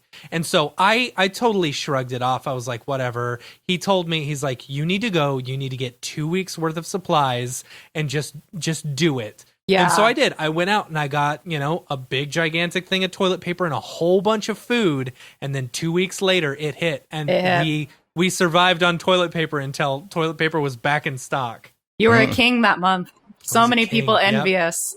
on my toilet paper throne. It actually made me get a bidet, so now I have a bidet. So did I. Bidet gang. Yeah. I love it. You wouldn't believe how many people recommend bidets on this show. Yeah. More Really? than you would imagine. More than Yeah. you would Honestly, it's all imagine. people of taste. So Yeah, I know. That's funny. We like Oh to my be God. clean. What can I Right? say, you know? I love Oh it. man, that's funny. That's funny. That's so good. Yeah, it's been interesting. I feel very fortunate that my work was really dry for a lot of this year. Like and luckily Yeah. a big ad job or two came in. I was But going to ask if you slowed down at all because of coronavirus, because I feel like a lot of us did. at the beginning, I was like, I have way too much free. And then also it was like, oh, I have free time. I can do personal work, but I was depressed by everything in the world. So it's like, I Everything. can't It's create so Right. anything. depressing. Yeah. And so I was just, I think I was just horizontal and watched anime for the entire month of May. like that was like all I did. I watched like Demon Slayer, Hunter x Hunter. I went through it all. But That's like, funny. but then it was like a thing where it picked up in May. I guess maybe everyone canceling photo shoots and video shoots, like realizing it wasn't just a 1 or 2 month thing. And now like me and a lot of my buds being in LA are in post production. Like all of them that do either CGI or After Effects or 3D were all just like very booked. And it's been interesting to see that because it was so bad at the beginning. Like Yeah. I made $0 in May for sure. Yeah. But There was one Yeah. month that was like really, really low for us. And it was during a month, it was like March or something. And March or April, one of those months. And it's normally a month where we're starting to ramp back up. uh-huh. And Right. like, because January and February always suck, you know? But it's like we should be ramping up now, and we're not ramping up. And Right. I'm starting to freak out a little bit. But then all of a sudden, it in the past, let's see, July was really slow, I think, or maybe it was June, one of the two. But then now it's just like People are we're coming getting back. lots of work. Yeah. Lots And- of work. It's And been, yeah, it's definitely been Yeah. a thing where it's like I've tried to say yes to exciting things because, you know, Yeah. make money and make cool work, like woohoo. Right. And it's just lately it's been like, I can't say yes to everything, which Yeah. then is nice because I can refer them to other people, you know, spread the wealth and stuff. But it's been crazy to go from literally 0 miles per hour to like full Yeah. on Lamborghini speeds. Right. Yeah. Right. Yeah, we were talking to Bart and Damer about that yesterday. I guess, Yeah. you know, just in general, it does feel like the industry's picking back up. And Yeah. so, and Feels Matthias fortunate. agrees. In I the guess chat. everyone's just getting used to, you know, working from home. You Yeah. can still I know. run a business with everyone working from home. I've You trained know? for this. I've been working from home for 5 years. Right. I'm ready. Yeah, Right? I think that's part of it is that our industry's coming back quick because the work still needs to be done. Yeah. And we're pretty much almost all equipped already. Yeah. So it hasn't phased us the way it hits other people. And Yeah. Yeah. Matthias does agree, bidet 100%. And Day gang. We gotta Yeah. make stickers. Do something JP. like really passionate about it. yeah, Mograph branded bidets. That's yes. but Every yeah, it's, every time you flush, you'll think LA's of us. been really interesting during this time because right now there's kind of like this mass exodus. Like half my apartment complex has become empty because people are like, Yeah. I'm an Oh, actor, that's interesting. or Oh. I am this or that, and they're people that are very successful. Like they're doing good. They weren't struggling to make rent or anything, and all of a sudden it's like the industry's been like unofficially shut down till August next year. Like I'm gonna go back to my home state. Like I'm gonna go not pay $2,000 a month in rent and stuff. Yeah. I mean, Yeah. that makes sense. I get it. Yeah. Yeah. We've had empty units for so long, and this like place is in the past. It's like filled up in a day if you have an empty unit, you know. Wow. So I guess San Francisco might get a little more affordable here Yeah. pretty oh, soon I know. too. I think Yeah. San Francisco, like that era is over. I just don't think they can bounce back personally. Like I think Yeah. there was like Yeah. a New York Times article that was saying like New York and San Fran's like just city life experience that it's just never going to be exactly the same because of how Mhm. this has just changed everything. yeah, Hmm. Yeah. Now we got to JP figure out what the says- next cool city is. Right? yeah. It's Well, not Dallas. Won't ever be Not it's Dallas. the problem is it's Austin. That's Yeah. the problem. But Yeah. Austin's been cool. That's not new. Eh. It was cool back It's in the alright. day, and now it's trendy cool. Yeah. It's like the Williamsburg of Texas. It's Yeah. like it's guess. Silicon Prairie is what Silicon they call it. Prairie? It's so Yeah. LA has Silicon Beach because of like Snapchat and Google. Yeah. Oh, And like a really expensive, like crazy fancy TikTok headquarters. Really? That's gonna have to get shut down in 90 days. I know, like all their Right. drama after dropping like mad money on a sweet HQ. So dumb. It won't happen. I It don't won't think it'll happen. happen. I mean, there's. Something I think they sued the government for it. It wouldn't surprise me. Yeah. Wouldn't be surprised. Yeah. Yeah. That's See, a lawsuit I Gustav could is down in watch. Austin. Yeah. Well, I don't think anything is going to come of it, honestly. Yeah, I don't think so. It's all Yeah. just JP talk. says that our past generations had been so uptight. That in regards Referring- to the bidet. The bidet. I think it's because the water was too cold. Hmm. No, The pressure nothing? settings weren't right. Nothing? Yeah. Too high. Oh, I get it.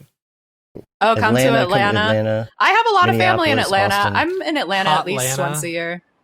Man, Yeah. that airport is terrible. Oh, it's the worst. It is large. Yeah. Yes. To say the least, it is a big one. We had a job where I had to fly to Atlanta, shoot that Oh, day, yeah. and then fly back the same day. Yeah. Didn't know that was Like- possible. Yeah. It was. Oh that my was God. a crazy Mhm. day. That was a crazy day. Wow. That's pretty intense. I like Atlanta a lot as a city, but because I've lived there in the past, like when I was growing up and then also just have family there, it's like I like to live places that I'm not already Yeah. rooted in. Yeah. Totally. Fun. Oh, yeah. Joe Rogan is in He's in Austin now. now. He's moving to Austin. There's a whole show's moving to Austin. Weird. Where is he now? Is he See LA? everybody. Yeah, I think so. Yeah. I don't know. So I've been in Texas almost my whole life, and I still don't see the appeal of Austin. it was different back in the day. When you go there now, it's more like LA. It's more like it has the LA feel on the streets, including the homeless population. Yeah. It wasn't like that before. Yeah, it tends to At happen all. with cities once they hit a certain threshold of like popularity. Mm-hmm. Yeah. I don't know. Everyone's all like, "Oh, 6th Street," and I'm like, "It's just a bunch of bars. What's so cool about that?" Yeah. Especially for someone who doesn't drink. Yeah. You know? You're not optimizing that one. No. Yeah. I think it was more novel back in the day than it Yeah. is now, because there's other places like 6th Street now. Like even if you go to Nashville now, if you go to their Oh, Nashville's downtown, gotten really wild lately. Crazy. Yeah. Mhm. it's like it is bridal shower central. Why do they all want to have their Uh, bachelorette bridal parties party, there? bachelorette party. Yeah, Why? it's What's the appeal? I don't know. Other than fried chicken, which you're probably dieting Right. for your wedding dress anyways. Right. Yeah. it's all the little, the trains and the carts where you can bike, and like the moving bars and stuff where you drive around in the bars outside. Like the It's- gimmicky. Yeah. It's full blown touristy bachelorette.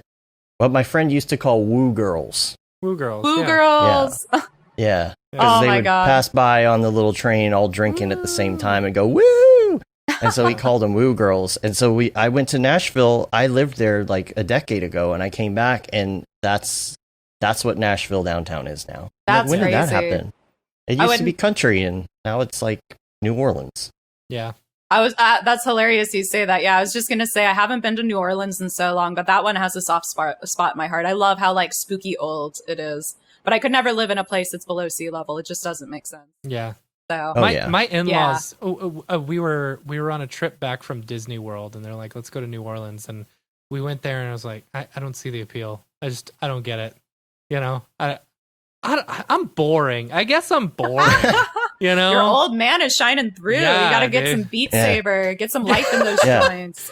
Give me, Get off my lawn. give me Disney World, Iceland, or Hawaii. I'm good to go. Oh, Iceland. I'm good to yeah. go. Oh, Iceland. That was the Or actually DC. my like I like closest DC. my closest friend lives in Hilo, Hawaii. So right before the pandemic, I got to spend like 15 days Nice. there, and it was That's like a thing awesome. where I was like, I get it. Like this is extremely peaceful. And then you just like going from any city to Hawaii area, you're like, I am breathing in poison every day. Right. Oh my God. Like the air quality is amazing out here. I have never been more relaxed in my life than when I went to Hawaii. Oh, I know. Of course, it also probably had to do with the fact that I had just quit my job and started working, me and Dave together, and so we didn't have any stress or any work or anything Right. like that. And it's like I knew Dave had it under control. And I didn't have to work. It was the best thing ever.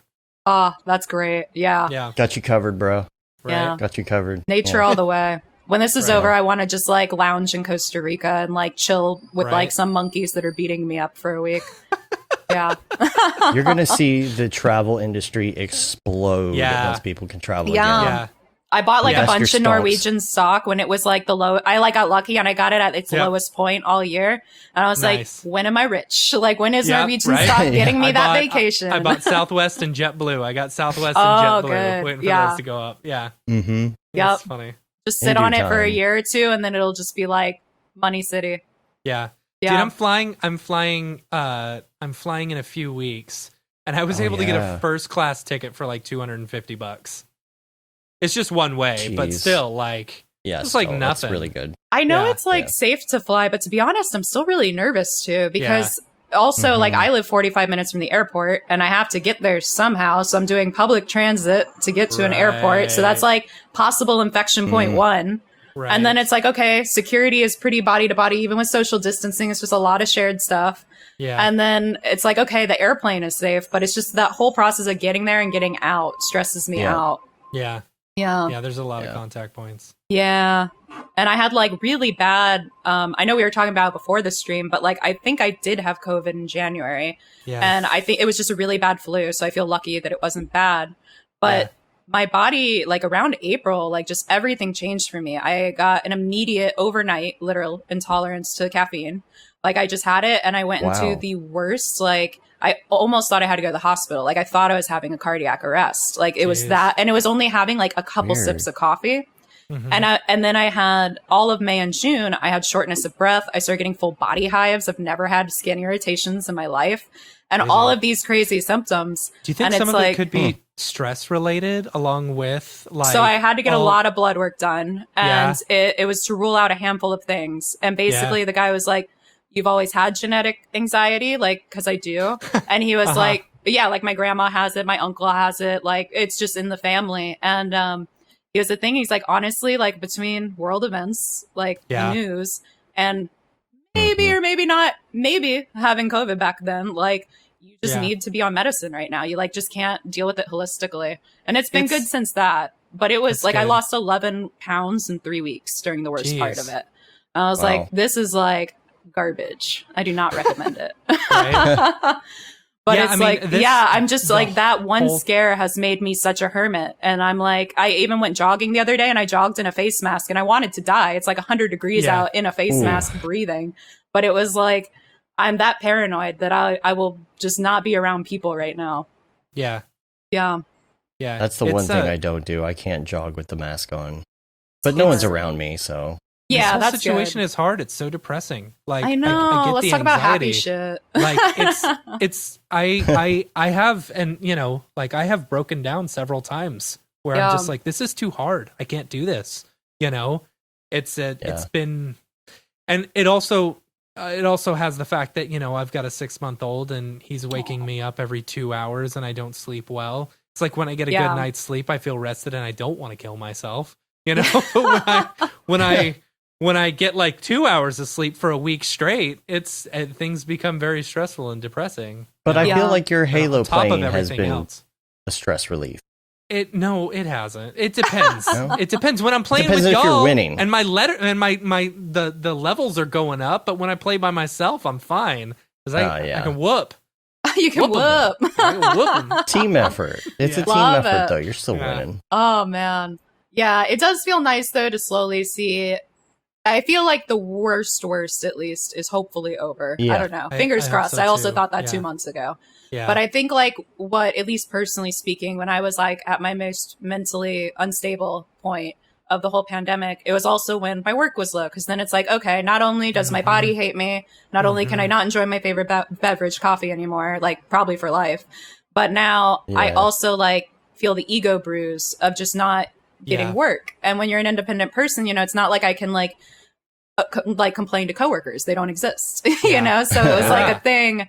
It was just like a thing that was like really, I guess the benefit of it was there was a lot of soul searching. And I think that you can always find a positive in the down points. But man, yeah, it's like, I'll be really stoked if like when my life flashes before me on the day I eventually die, if we could just skip this year. Like I don't need like a real quick flashback of 2020. Right. Like, I'm down to skip that one. Yeah, I feel kind of like the same way. Like we are still kind of at the bottom of this curve, and it's going to be a long climb back up to normalcy. Absolutely. But it does feel a little real, and maybe that's just because, like, for me, I've been stuck in this apartment for all of quarantine, and now moving to this new place, and it's bigger, and there's more, and plus I've been doing things like going to like Home Depot with a mask on at least to pick something up. It's like, oh, I remember what this is like, right? And there's a lot of people out and about, and it feels nice when how you can refreshing it feels just to get out and go to a store or something, right? You know, just to go shopping for 5 minutes or something like that. But I like went to a walk, like I like got lunch and like went to a park and like just ate one day, and I was like, this is just like, it feels like so simplistic, but I'm like, this is all I need. I just need like to feel safe outside for a little bit, you know? But yeah, it does feel nice though. Again, like I feel really fortunate, especially for folks in our industry, that a lot of us are able to be stable during this time. And it is kind of like one really cool thing, like especially like mentioning the streaming earlier. I know Shams has been doing it for a long time, but like with Jason hopping on too, and I got a couple other buddies, like my friend Wadu does really cool ZBrush stuff. And I feel like it's brought everyone I know, like I've already been friends with all these folks, but I feel like I've become a lot closer with a lot of industry folks just because there's so much more camaraderie and socializing because we're all putting in that extra effort to be online in a way that's not depressing. So that's been kind of cool. Like it's fun to be able to like skill share with your buddies and like chat via streams and do stuff like this. Like this is really like a highlight of my Monday, you know? Thanks. Yeah. Well,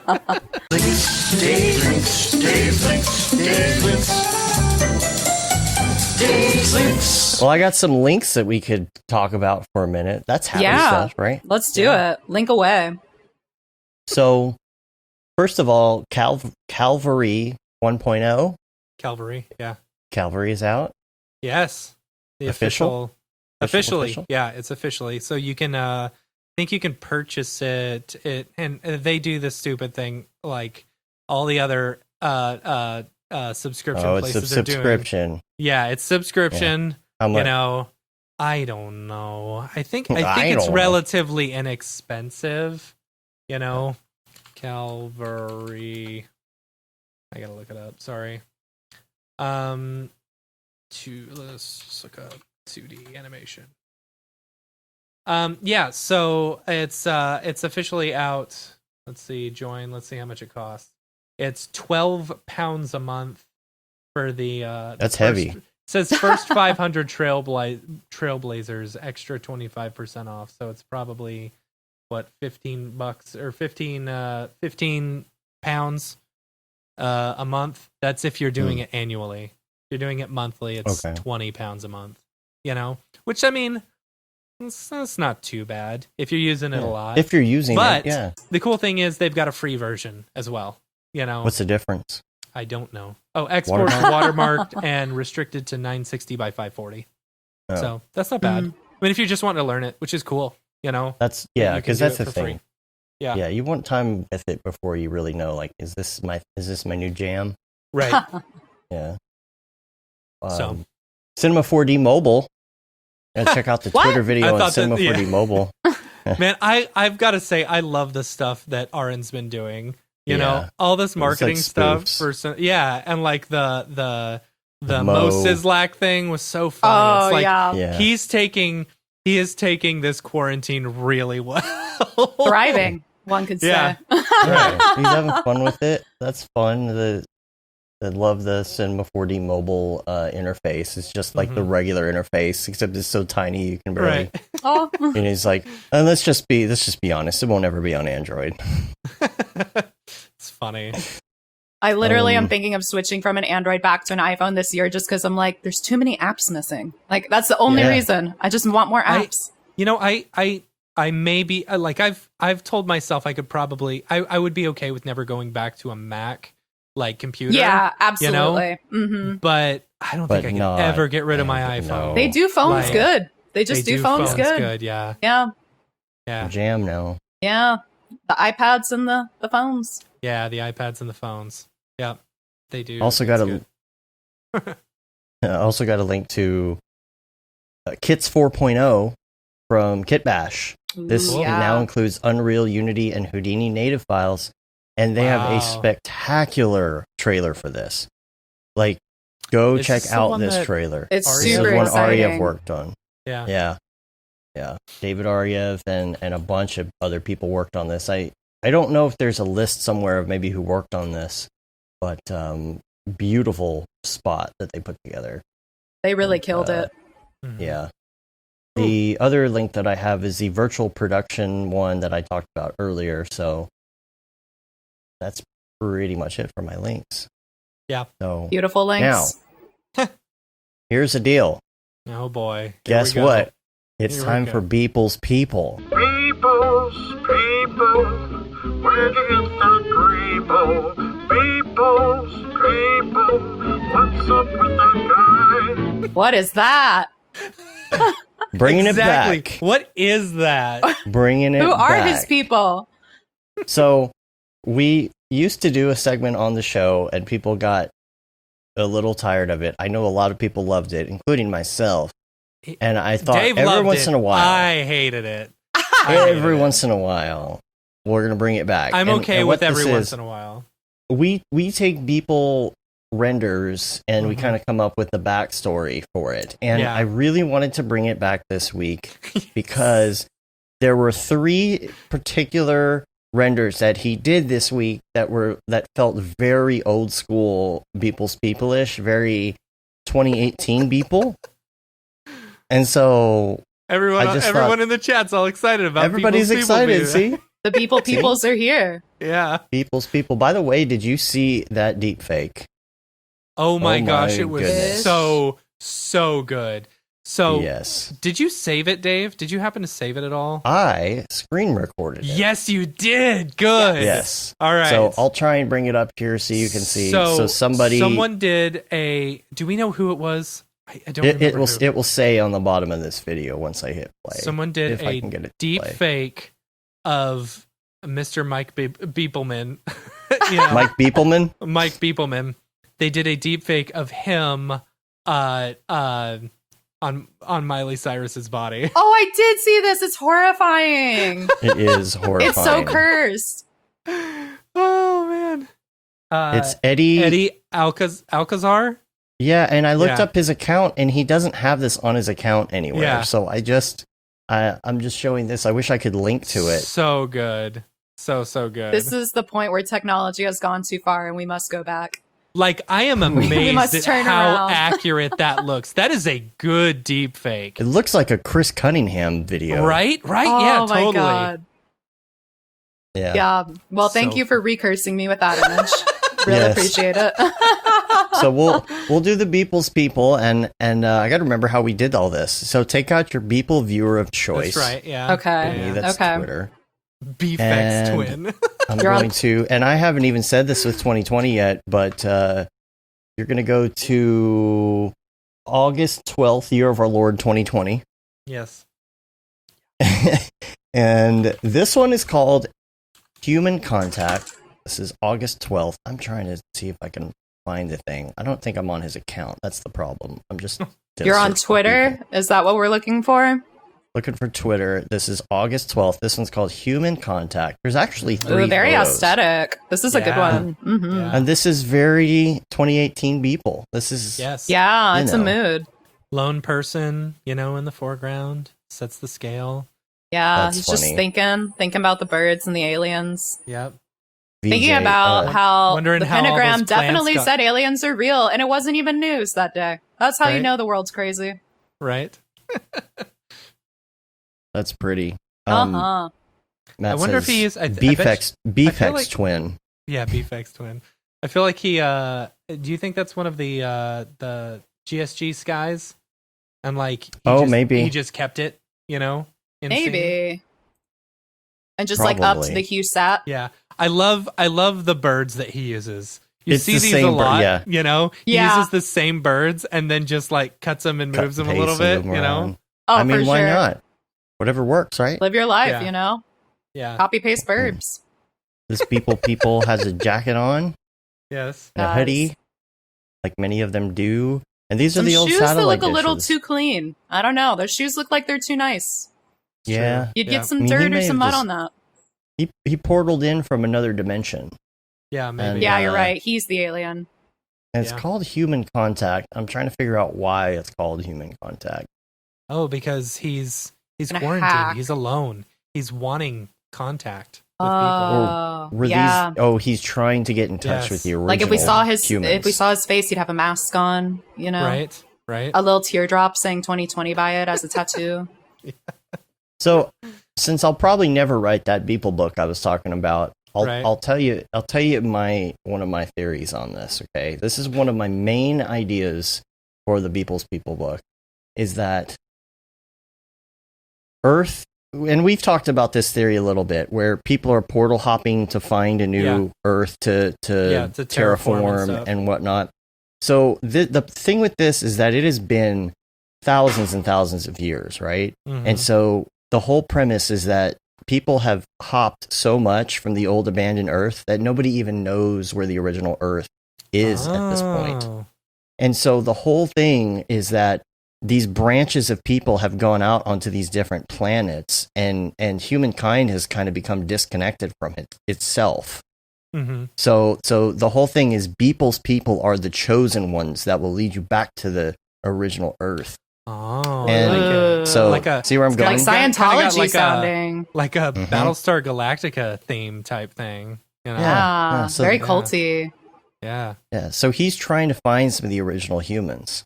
And he could be a Beeple's people on Earth. Maybe he's found Earth and he's trying to contact the people that went out. Or maybe it's vice versa. We're trying to find them, and all this broken down machinery and tools and all that. You know, I think it plays well Mhm. into the story. So the next one is Amazon Rainforest. This is August 14th. It's called Amazon Rainforest 2075. And this is, again, it's throwback because he's putting the year in there.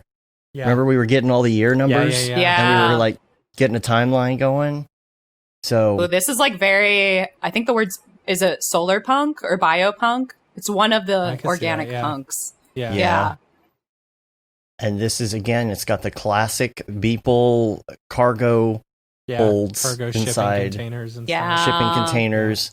You got the little spherical factory things, but he has them on their side. He's got them sideways here on Right. this deal. It's kind And then of the like Ready cables. Player One-esque. Is that the movie There, where they're yeah, all I in can see that. trailers? Yeah. Yeah. Mhm. That's cool. Everyone's doing their Beat Saber in their little Right. huts. Little huts. Yeah. So Got those maybe- birds. Got the birds. Got the birds. Oh yeah, there's birds. Yeah. And Those then- good old birds. What we See doing, the last people's one. people? Yeah. That's funny. And then August 15th, this is called COVID-92. And this is a Oh, cool yeah. blend of like the current situation mixed with the old school imagery. Mhm. And it's almost like this, they got their masks on. Curious about the white They're flag. talking. Yeah. Yeah, I was wondering about that. It's like, hey, we're peaceful or whatever. Now, here's the thing. You got to look closely at this, right?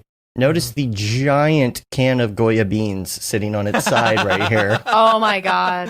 That's funny. Well, And the thing of bleach as well. Right. I mean right, that's a funny. full balanced meal, you know? Right. Yeah. Bleach Yeah, it and is. Goya beans. And he's telling a story too. It makes you really want to know, like, it's a campfire story about the days of COVID. Yeah. You know, Yeah. COVID-92 came along and it destroyed all the giant animals on this planet. And the guy by the Including- campfire looks shook by this story. Yeah. Yeah. He can't believe what he's hearing. He's just flabbergasted. Because this is something that maybe took place on the old Earth, and it's We just used to ride it's these things just a for miles. a wives' tale at this point. What? Said we used to ride these things for miles. Yeah, These giant ribcage skulls. they had mechanical implants, and we would control them with our mind. It was Baby. called technology. Never one wore an onion on their belt because that was the style at the time. That was the Wait, is style there of an the time. onion on the belt? No. Oh my god. The Simpsons That quote. was a Simpsons reference. Just the style of the time. You I know. love how big the can of beans is, though. It's great. Right. Yeah, everything else is to scale, but man, the only thing it's missing is a hot pocket. Right. Yeah. That's all we need. right. That's Costco brand Goya beans. That's why. Right.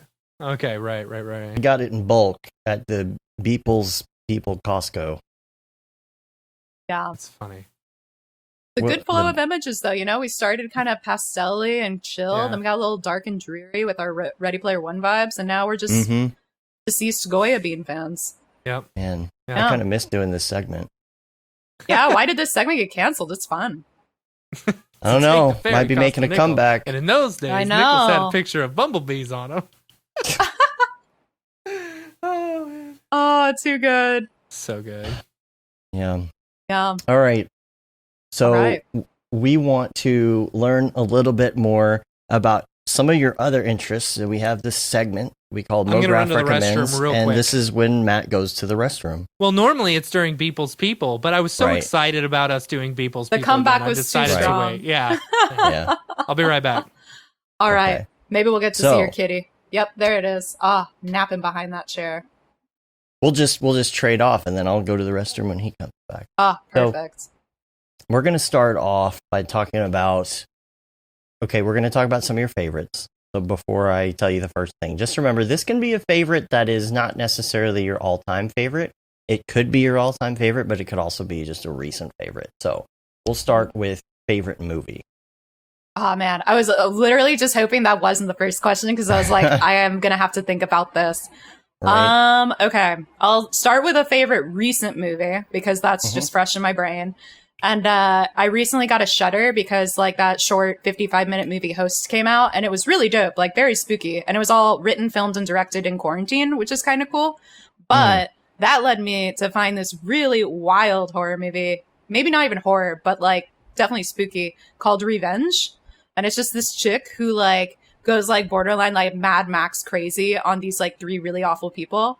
And it's very cool. So Revenge was dope for the people that like darker stories.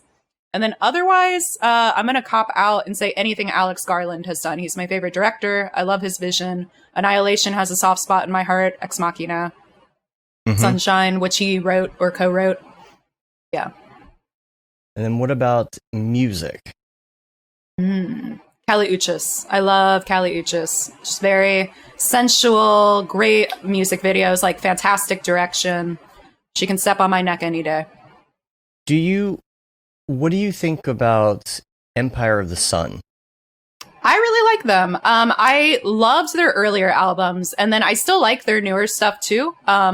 It just felt kind of like similar to Tame Impala, that they just kind of have a similar flow like throughout their discography. But I like Empire of the Sun. I was curious though, like as far as like their music, have you seen their crazy music videos? Oh yeah, they do really I was good curious music videos. what you thought about that style, because it's there are a few of them that have some elements of like the metallic face paint and all that kind of stuff, you know. Oh yeah, like if Yeah. you have a good music video, even if it's a genre I'm not that into, like I will love the song just for the music video. But yeah, Kali Uchis has a kind of similar flavor of music videos to Empire of the Sun. Actually, like she has this one song called Solita, and it's just like her in a desert in like this retro kind of future garb and like this weird like tomb thing that looks like a sci-fi ship. It's very cool. I like her a lot. And is that the type of music you listen to when you're working as well, or is that kind of just the in general thing? Do you have different music you listen to depending on the situation? So I actually mostly work to podcasts. I really like folklore podcasts or mysteries, sometimes true crime, but not lately because we get enough of that on the daily.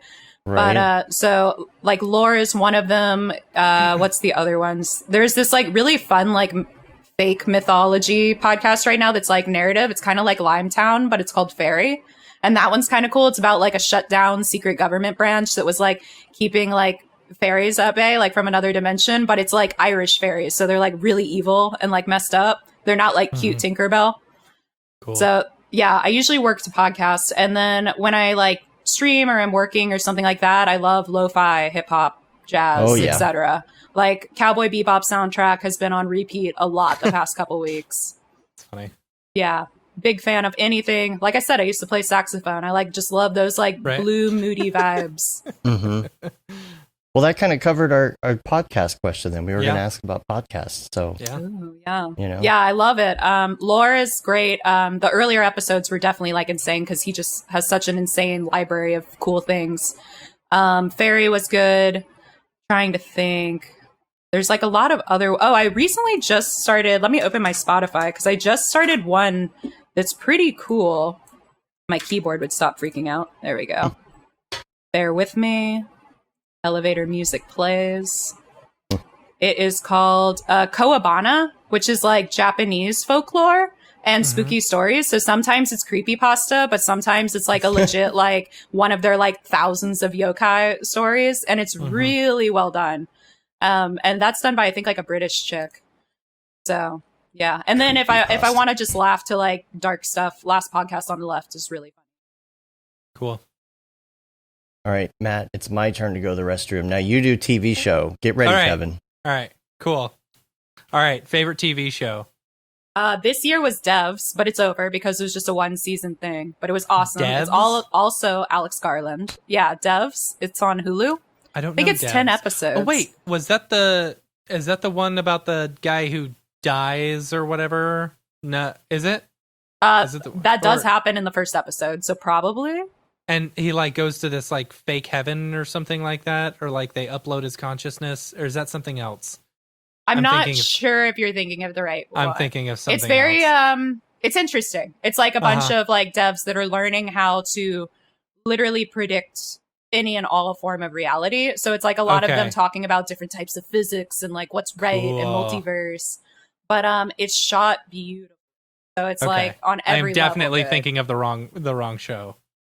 Yeah, Yeah. but no, that sounds fun. That sounds nice. It's really good. It's only 10 episodes and then it's done forever, which is cool. Yeah. So they Yeah. only did one season of it.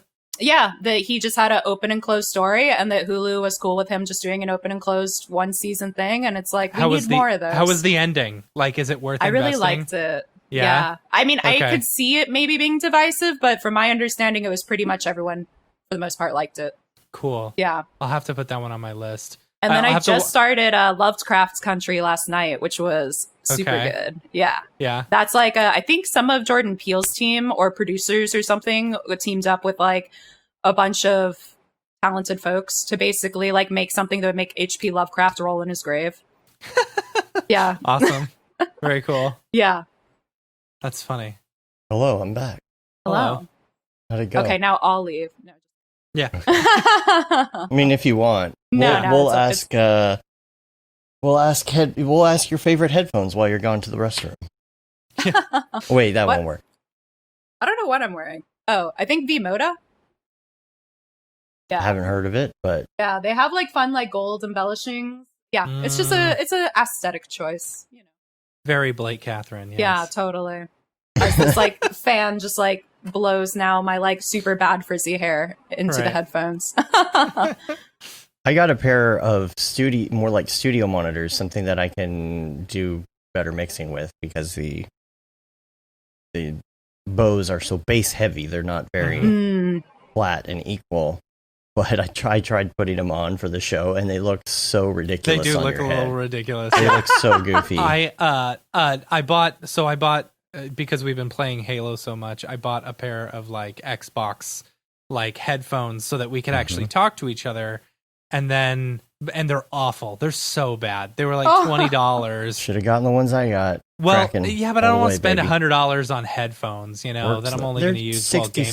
$67. But no, here's what I should have done. Because if you buy, I've got the Quiet Comfort 35s. If you buy the Quiet Comfort 25 cable, you know, it works as a microphone for the Xbox. And you can use your 35s. Anyway, Nice. for anyone who's curious. But yeah, they also have the weird, like, they come out to here. They look like you've got ears Yeah, on they or do that, something. Yeah. It's weird. They fit well because of it, but they just Yeah. look so funky. They're like Yeah. boxy. Mhm. Yeah, I have like one pair that when like College Humor shut down, like some folks were able to just take some equipment because it was like only so much of it, I guess, was liquidated. And so TJ got from his work these like crazy headphones. I don't even know what the brand they are. They're like so bonkers looking, but it looks like you have pillows on your ears. Like the Oh, cushion yes. just comes out so much. And I I've love seen them. It's like a those. cloud just is like tickling your ear. That's funny. They're huge. So I They're got amazing. something. This is called Flare. They're these headphones, not headphones. They're these things that you wear with your headphones. Sorry, these. I could hold them up here. They Blake, are. where are you located? Me? Check Yeah. this out. Los Angeles. I'm like literally That's what I right behind the Laugh Factory. So like Okay. right on the cusp of like West Hollywood meets LA proper. Okay, I thought it was L.A. Yeah. Yeah. 5 years Can now. you see that? So Kinda? there's these little things that go in your ear while you are listening to your headphones. And the little place in your ear where sound hits in the canal and it like bumps off, there's a little bump in your ear and it will cause noise to reflect off of it. And you put these in and it kind of like smooths out the sound waves as they're going into your ear. It's really hard to explain. You have to look it up. Some people say it actually helps cure their tinnitus a little bit. Oh, that'd be And nice. I got pretty that interesting. Real bad. That's rough. Yeah. I don't know if they're just a I think gimmick it's or not. mostly I'm just because kind I of have a playing with screaming them. child all day, but go to bed every night with that ringing in your ears. It sucks. Yeah, I had that for a bit when I was getting back on like anxiety meds. Like one of the main side effects is ringing in your ear, and I had it for like a week. And I was like, "How do some people deal with this all the time? Yeah, That's it's crazy." awful. Yeah. Condolences. Some white noise or something. Yeah. Or music or whatever. But that's what people are saying about this, is that helps with that for them. It's like an unexpected side effect of these. People were buying them for the audio quality, but then people started realizing, hey, the ambient noise in the room is so much better when I have these on. So I don't know. Could be a I gimmick. might try but it. It sounds cool. Yeah. $25, something like that. They come from Germany, so don't expect them to show up very quick. I ordered like these aesthetic mirrors for my apartment. Like they were all like crazy die cut wire work and stuff from a Russia chick back in March. I got them 2 days ago. Nice. And I like purchased it in March. And the whole time I was like, I know it's at a sorting facility. Like, oh wait, but it took so long. Oh my God. Yeah. It's what you call pay and pray. You just Yeah, hope pay that and this stuff pray. shows up. That's like It's like you anytime could- you buy something off an Instagram ad, it's like maybe I'll get Yeah. it. Maybe. Right. Yeah. Right. Or Facebook, it all comes from like South Korea and it takes like 8 weeks to get to you. And it's like, Yeah. You get the tracking number within an hour, but then you won't see it for months. So Yeah. right. Yeah. Yeah. Oh, funny. good stuff. Good stuff. See what else we got in here. Plug-in. Favorite plug-in. Ooh, I mean, I use Forester a ton, so that probably just wins by default. But that's a good Quicksilver one. is quickly getting up there. Yeah. Yeah. Yeah, it's pretty Yeah. dope. I really got to try that. I highly gotta rec try it. Yeah. I know you can get it free on Unreal, but Matt, we should You get can. like an account or something. We should. Yeah. Yeah. We should. Yeah. Like I have 2 accounts. One's the one that's unlimited for Unreal, and then I just do the proper licensing and pay for the C4D run. Yeah. Right. Yeah. Because I know you can, like somebody posted something the other day, I think on Facebook, like I know you can technically take the assets from Unreal, but can. you should pay for it. Yeah. Yeah, it's like, why would I not give money to people that are making amazing assets to save me so much time? Like, Right. it just doesn't make Right. sense to not support. Yep. Yeah. Yeah. But And, Forester for life. Forster for life. What is your go-to app when you open your phone? Like muscle memory. Oh, TikTok. TikTok? Yeah. I have gotten my Yeah. feed to be like 90% adorable anime, or not anime, animals, and Animals. 10% anime that I somehow don't know about. So it's like I funny. educate what shows I'm going to watch for 10%, and then I watch like really, really dumb kittens doing like adorable stuff for That's like funny. the rest of the time. That's It's funny. awesome. We have Who's one of your favorite people you follow? Ooh, okay, hang on. Let me open this muscle memory app. Right. Of course, it's the first one in here. I just recently started following this llama, and the llama's pretty dope. Okay. Oh, wait. Okay, no. The best one is actually CG related. So this is Okay. like a topical All right. tip. And it's called noodle_and_bun. So noodle and bun.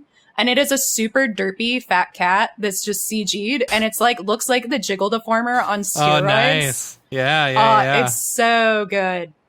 Yeah. That's I highly funny. recommend it. It's just like a really you probably can't see this at all. Oh, where's my I'm webcam? watching it right now. Yeah. there you go. Yeah. Derpy dumb cat. That's It's almost Tokyo Megaplex like. That's what I was thinking. Yeah. Yeah. Oh man. So yeah, that has my heart. There's we have a text thread between Matt and David Ariev and EJ and myself that's been going on for years, but lately it's been Matt. I just send them TikToks, you know? It's good. And then yeah. Dave always reacts either I don't get it or sends me a stupid video back of him just going. Yeah, and now EJ and David have gotten on board, and we almost have like we have like a library of reaction videos. Yeah. I love it. I want to start an account where I just take their reactions and duet them with the original video. Yes. Yeah. You know? Yeah. So, yeah. I was enjoying, I don't think it's trending anymore, but like for a while when quarantine started, everyone doing those crazy like multi 2-story house like ping pong videos where they were doing like insane obstacle courses for ping pong balls. Yeah. That was wild. Yeah. The free time. So admirable. Right. Oh. Let's see. There's this I'm trying one to dude find I him. follow. Yeah, okay, it's what is it? Tarthenston,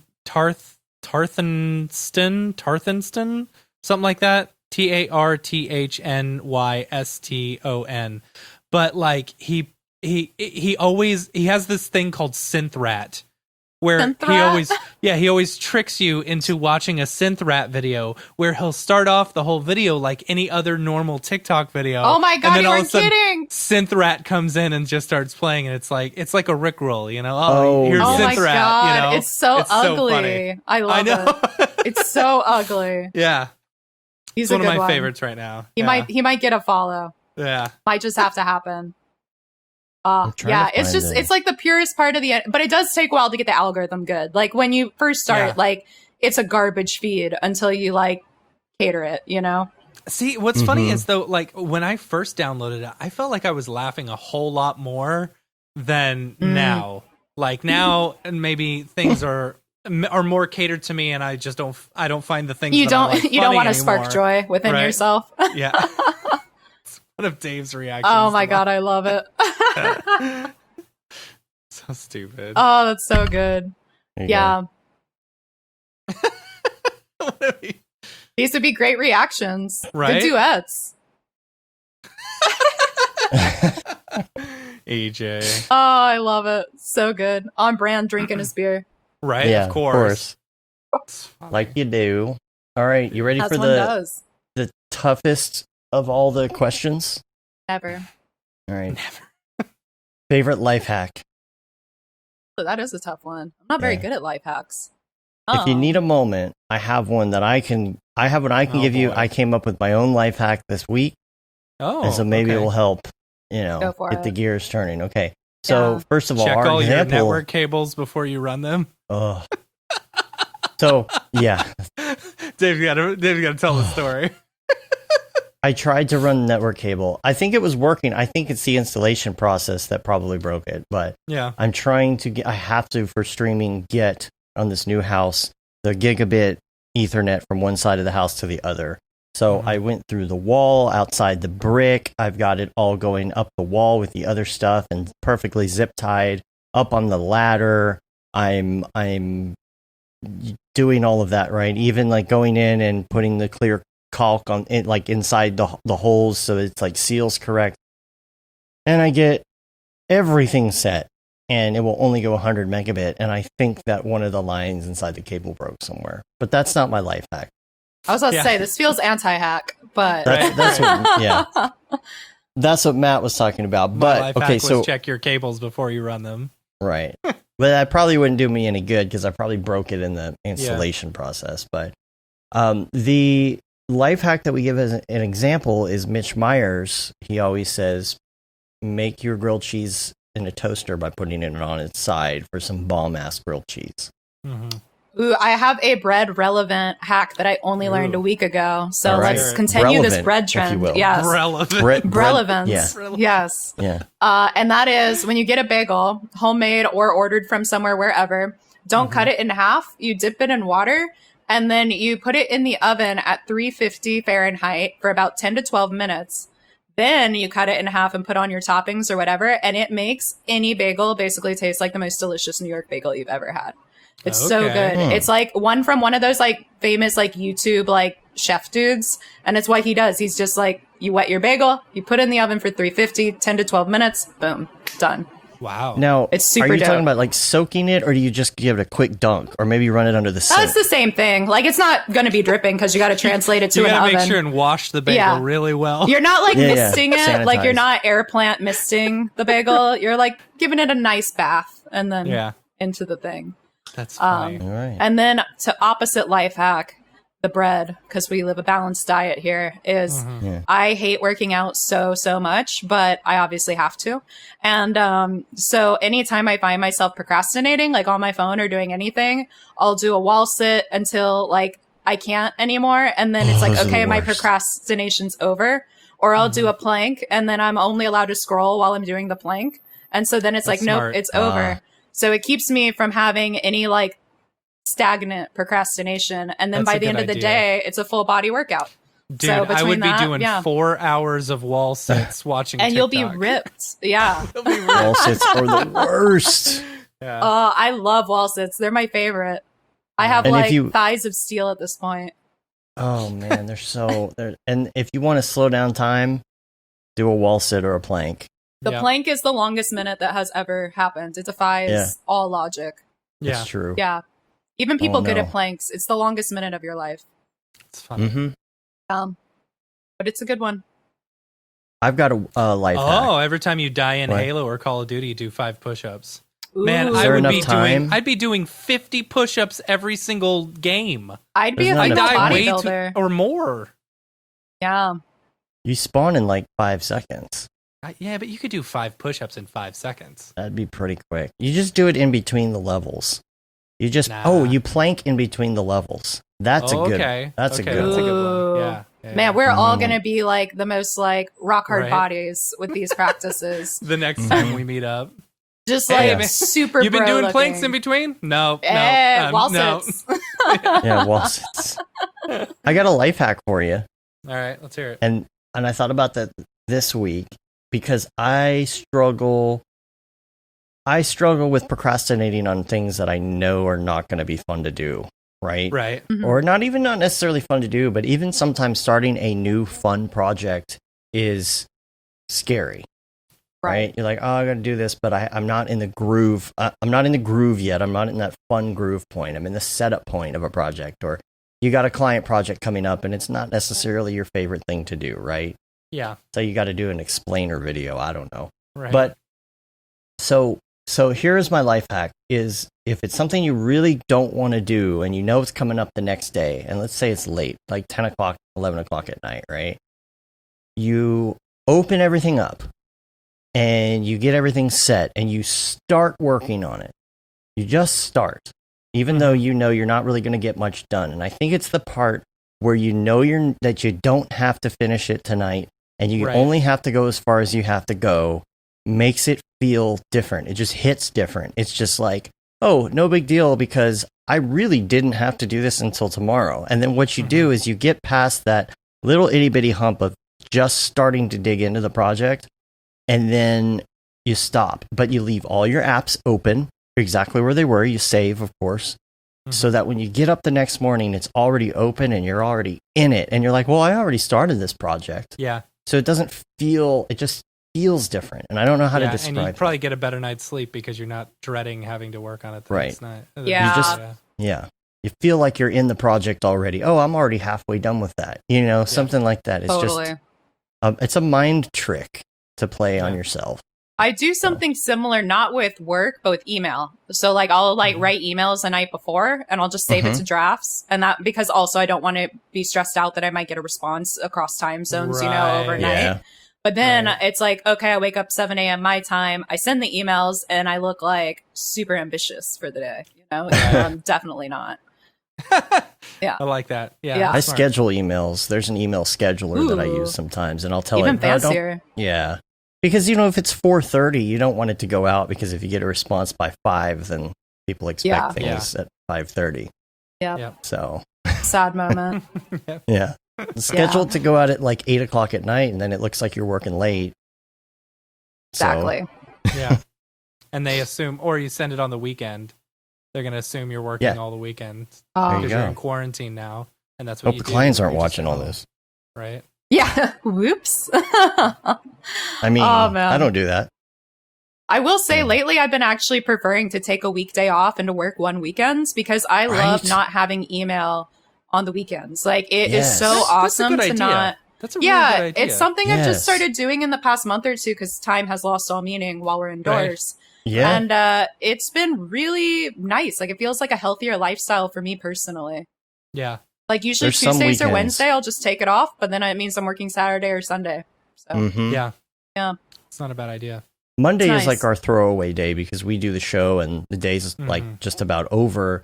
So Right. a lot of times, like Saturdays are my jam, and nobody's calling and nobody's emailing, and then there's nothing to do. Sometimes in quarantine, you're like, "Oh, this is kind of peaceful. I'm okay Yeah. with that." yeah. Yeah. Because, a like, great for me idea. at least, like, once I switch gears to an email, it takes me like 15 plus minutes to get back in the headspace of working on a project. Same and that's like here. at Yep. minimum. Yeah. So it's so Totally. nice to just be like, there's zero distractions, even if I try. Yeah. Yeah. Totally. hmm All these good life hacks. I know. I'm right? excited for us to all be super in shape now and eating Right. bread. Lots of bread. No bread for me. Oh man, all I want is Grilled a bagel cheeses. right now. All I'm thinking about is the bagels downstairs. They just Oh. opened a bagel shop in our town, our small little town, and like I've been just waiting for it. It's You gotta Oh, go yeah. soak your bagel. gotta go. I Soak just, my bagel. I used to go to this place down the street, which was Sam's Bagels, and we learned about it from our old neighbors because we lived like at an apartment complex just down the road for a bit.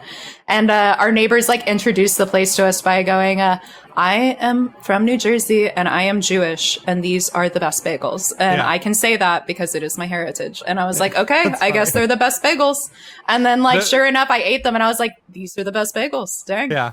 The lady who it's called the Bagel Lady is the Oh, name I of love the it. shop, and she's this, this middle-aged Jewish woman who's making bagels, Yeah. She started making bagels out of her house and then delivering them to people, Good for just through her. Facebook. Nice. And then she got enough customers that she started her own bagel shop. I bet funny. she's You know, dumping her like, bagels. this place is good because you go in and it is the worst customer service on the planet. Like, she Yeah. could not care less that you were buying her bagels. And it's Uh-huh. so funny because then you eat them and you're like, I will have you just look super pissed at me all Right. day long if Right. it means I can eat this. Right. Like, thank you. That's funny. It's like the soup Nazi on Seinfeld, but Yeah. bagels. But bagels, exactly. Like, one time I walked in and she literally eye rolled, and I was just like, I just walked in. I didn't even speak to you yet. Like, She just Oh. can't Funny. stand the way you order your bagels that much. or anyone. Yeah. Funny. Oh, a customer. Not again. More money? Oh, This business would be hilarious. so great if it weren't for the customers. life story. It's like opposite Karen. Opposite Karen? Opposite Karen. Oh, God. Where the business owner is the one that's upset. Yeah. Becky. I don't know. Yeah, I feel like a that. Becky. A Becky feels like it fits. Yeah. Yeah. There was like a really funny meme that was like 5 different, like, it was like stock images of like a little girl, a teenager, like middle-aged, older woman, etc. And it was the different names for Karens like through the years. Oh, that's funny. Oh, And I think man. like Becky was like the age range of like 55 to 65. And like Karen was 35 to 45. Okay. And it was just like this like whole thing. And I think like Haley was like 15 to 25. It was a Nice. really funny meme because I was like, man, I do know someone who fits this category for every and age just group. name that. Yeah. Yeah. I think I'm That's going to funny. start a Oh. children's book series called Karen Learns a Lesson. But I thought, isn't that the antithesis of a Karen? That they never learn.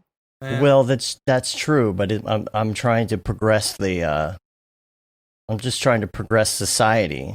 Maybe We must move past them. yeah, maybe it'll be an optimistic, Karen learns a lesson so that people who are I mean, Karens people will have understand. to learn somehow. What's like the Yeah. dude name for a Karen? Like, what's the masculine form of Karen?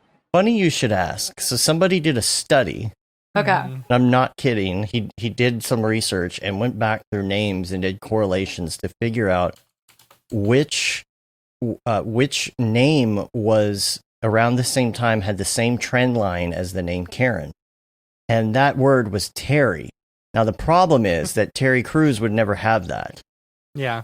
So it That's negates the whole argument. Ken. But It's Terry Ken. Crews gets hated on a lot lately with social media, though, so maybe it is brand Does he? accurate. Really? Yeah. He said some weird stuff lately. I mean, a lot of celebrities Oh. have done weird stuff. Like, no one needed them singing to us in quarantine. That was a weird yeah, video. That Yeah. was weird. that was Yeah. very awkward.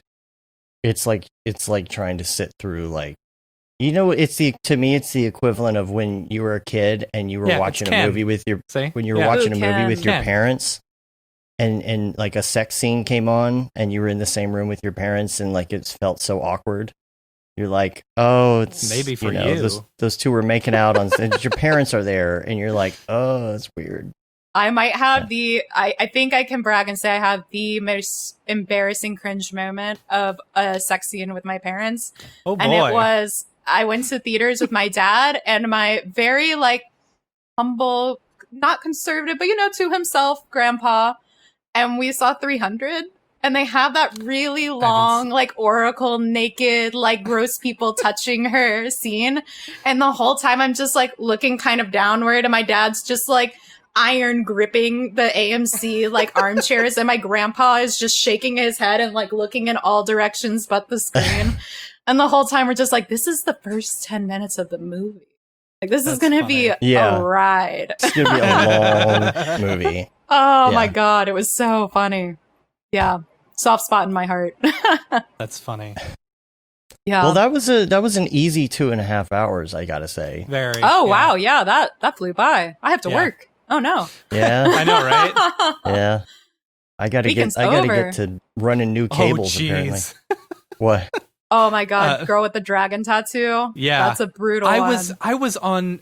was listening to that on audiobook with my sister-in-law when we were driving home Oh. from like Disney World and that whole scene, and I'm like, I feel like I should turn this off, Yeah. This is I don't know. It's a bit, It's weird. Yeah. It's a bit Yeah. much. So Oh, so good. yeah. What a great way to end the chat with just like really morbid memories. right? Right. Yeah. Oh, so good. Well, we appreciate you being on. I've Yeah, got thanks for a being on lot the of show. links from you. Your Instagram, your 360s, short films, process streams, of course, on Twitch. Your mobile game. Do you have? If people want to reach you, what's the best way to just check your stuff out? Get Get in a hold of touch you. with you. yeah. They want to buy some sweet prints. I would say just what you guys have, like, I think under my name right now, like BlakeKathryn.com is kind of where everything is linked to, or should everything be linked to, including email and such like that. So feel free to be social. Never DM me on Instagram. I'm terrible at it. Like, I don't know what it is, but I'm allergic to answering DMs on Instagram. So apologies if you have. And then if you ever want to just chat kind of live, kind of like what we're doing today, like I stream 3 times a week now on Twitch. Wow. And every What single days? thing, Tuesday, Friday, and Saturday. Cool. Okay. And my schedule's on my Twitch as well. But yeah, luckily no one else in the Awesome. world is apparently named Blake Kathryn, so you can just find me that way on everything. Awesome. Yeah, Nice. I'm the only one. That's Crazy. funny. And so I'll probably see you this week to rehearse a little bit, but next week, yeah. Wednesday, make sure everybody sign up, join Yeah. in. I guess you don't really have to sign up for anything.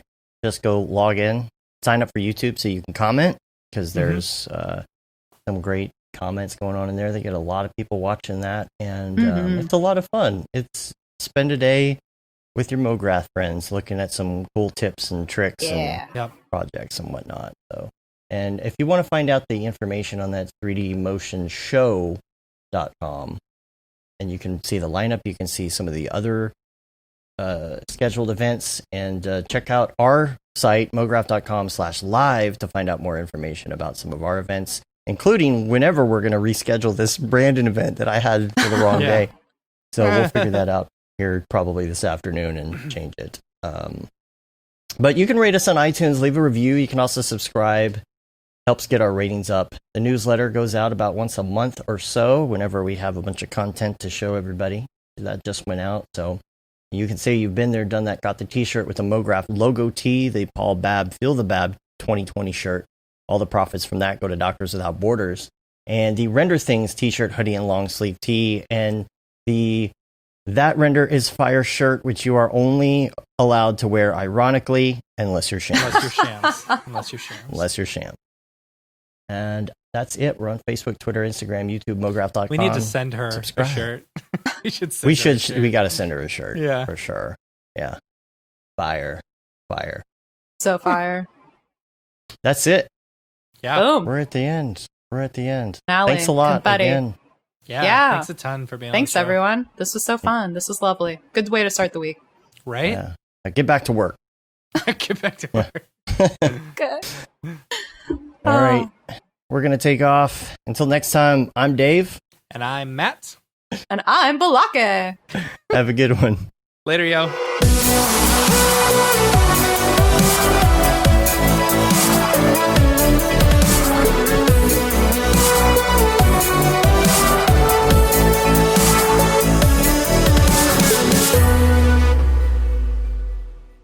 It's pretty good, I guess.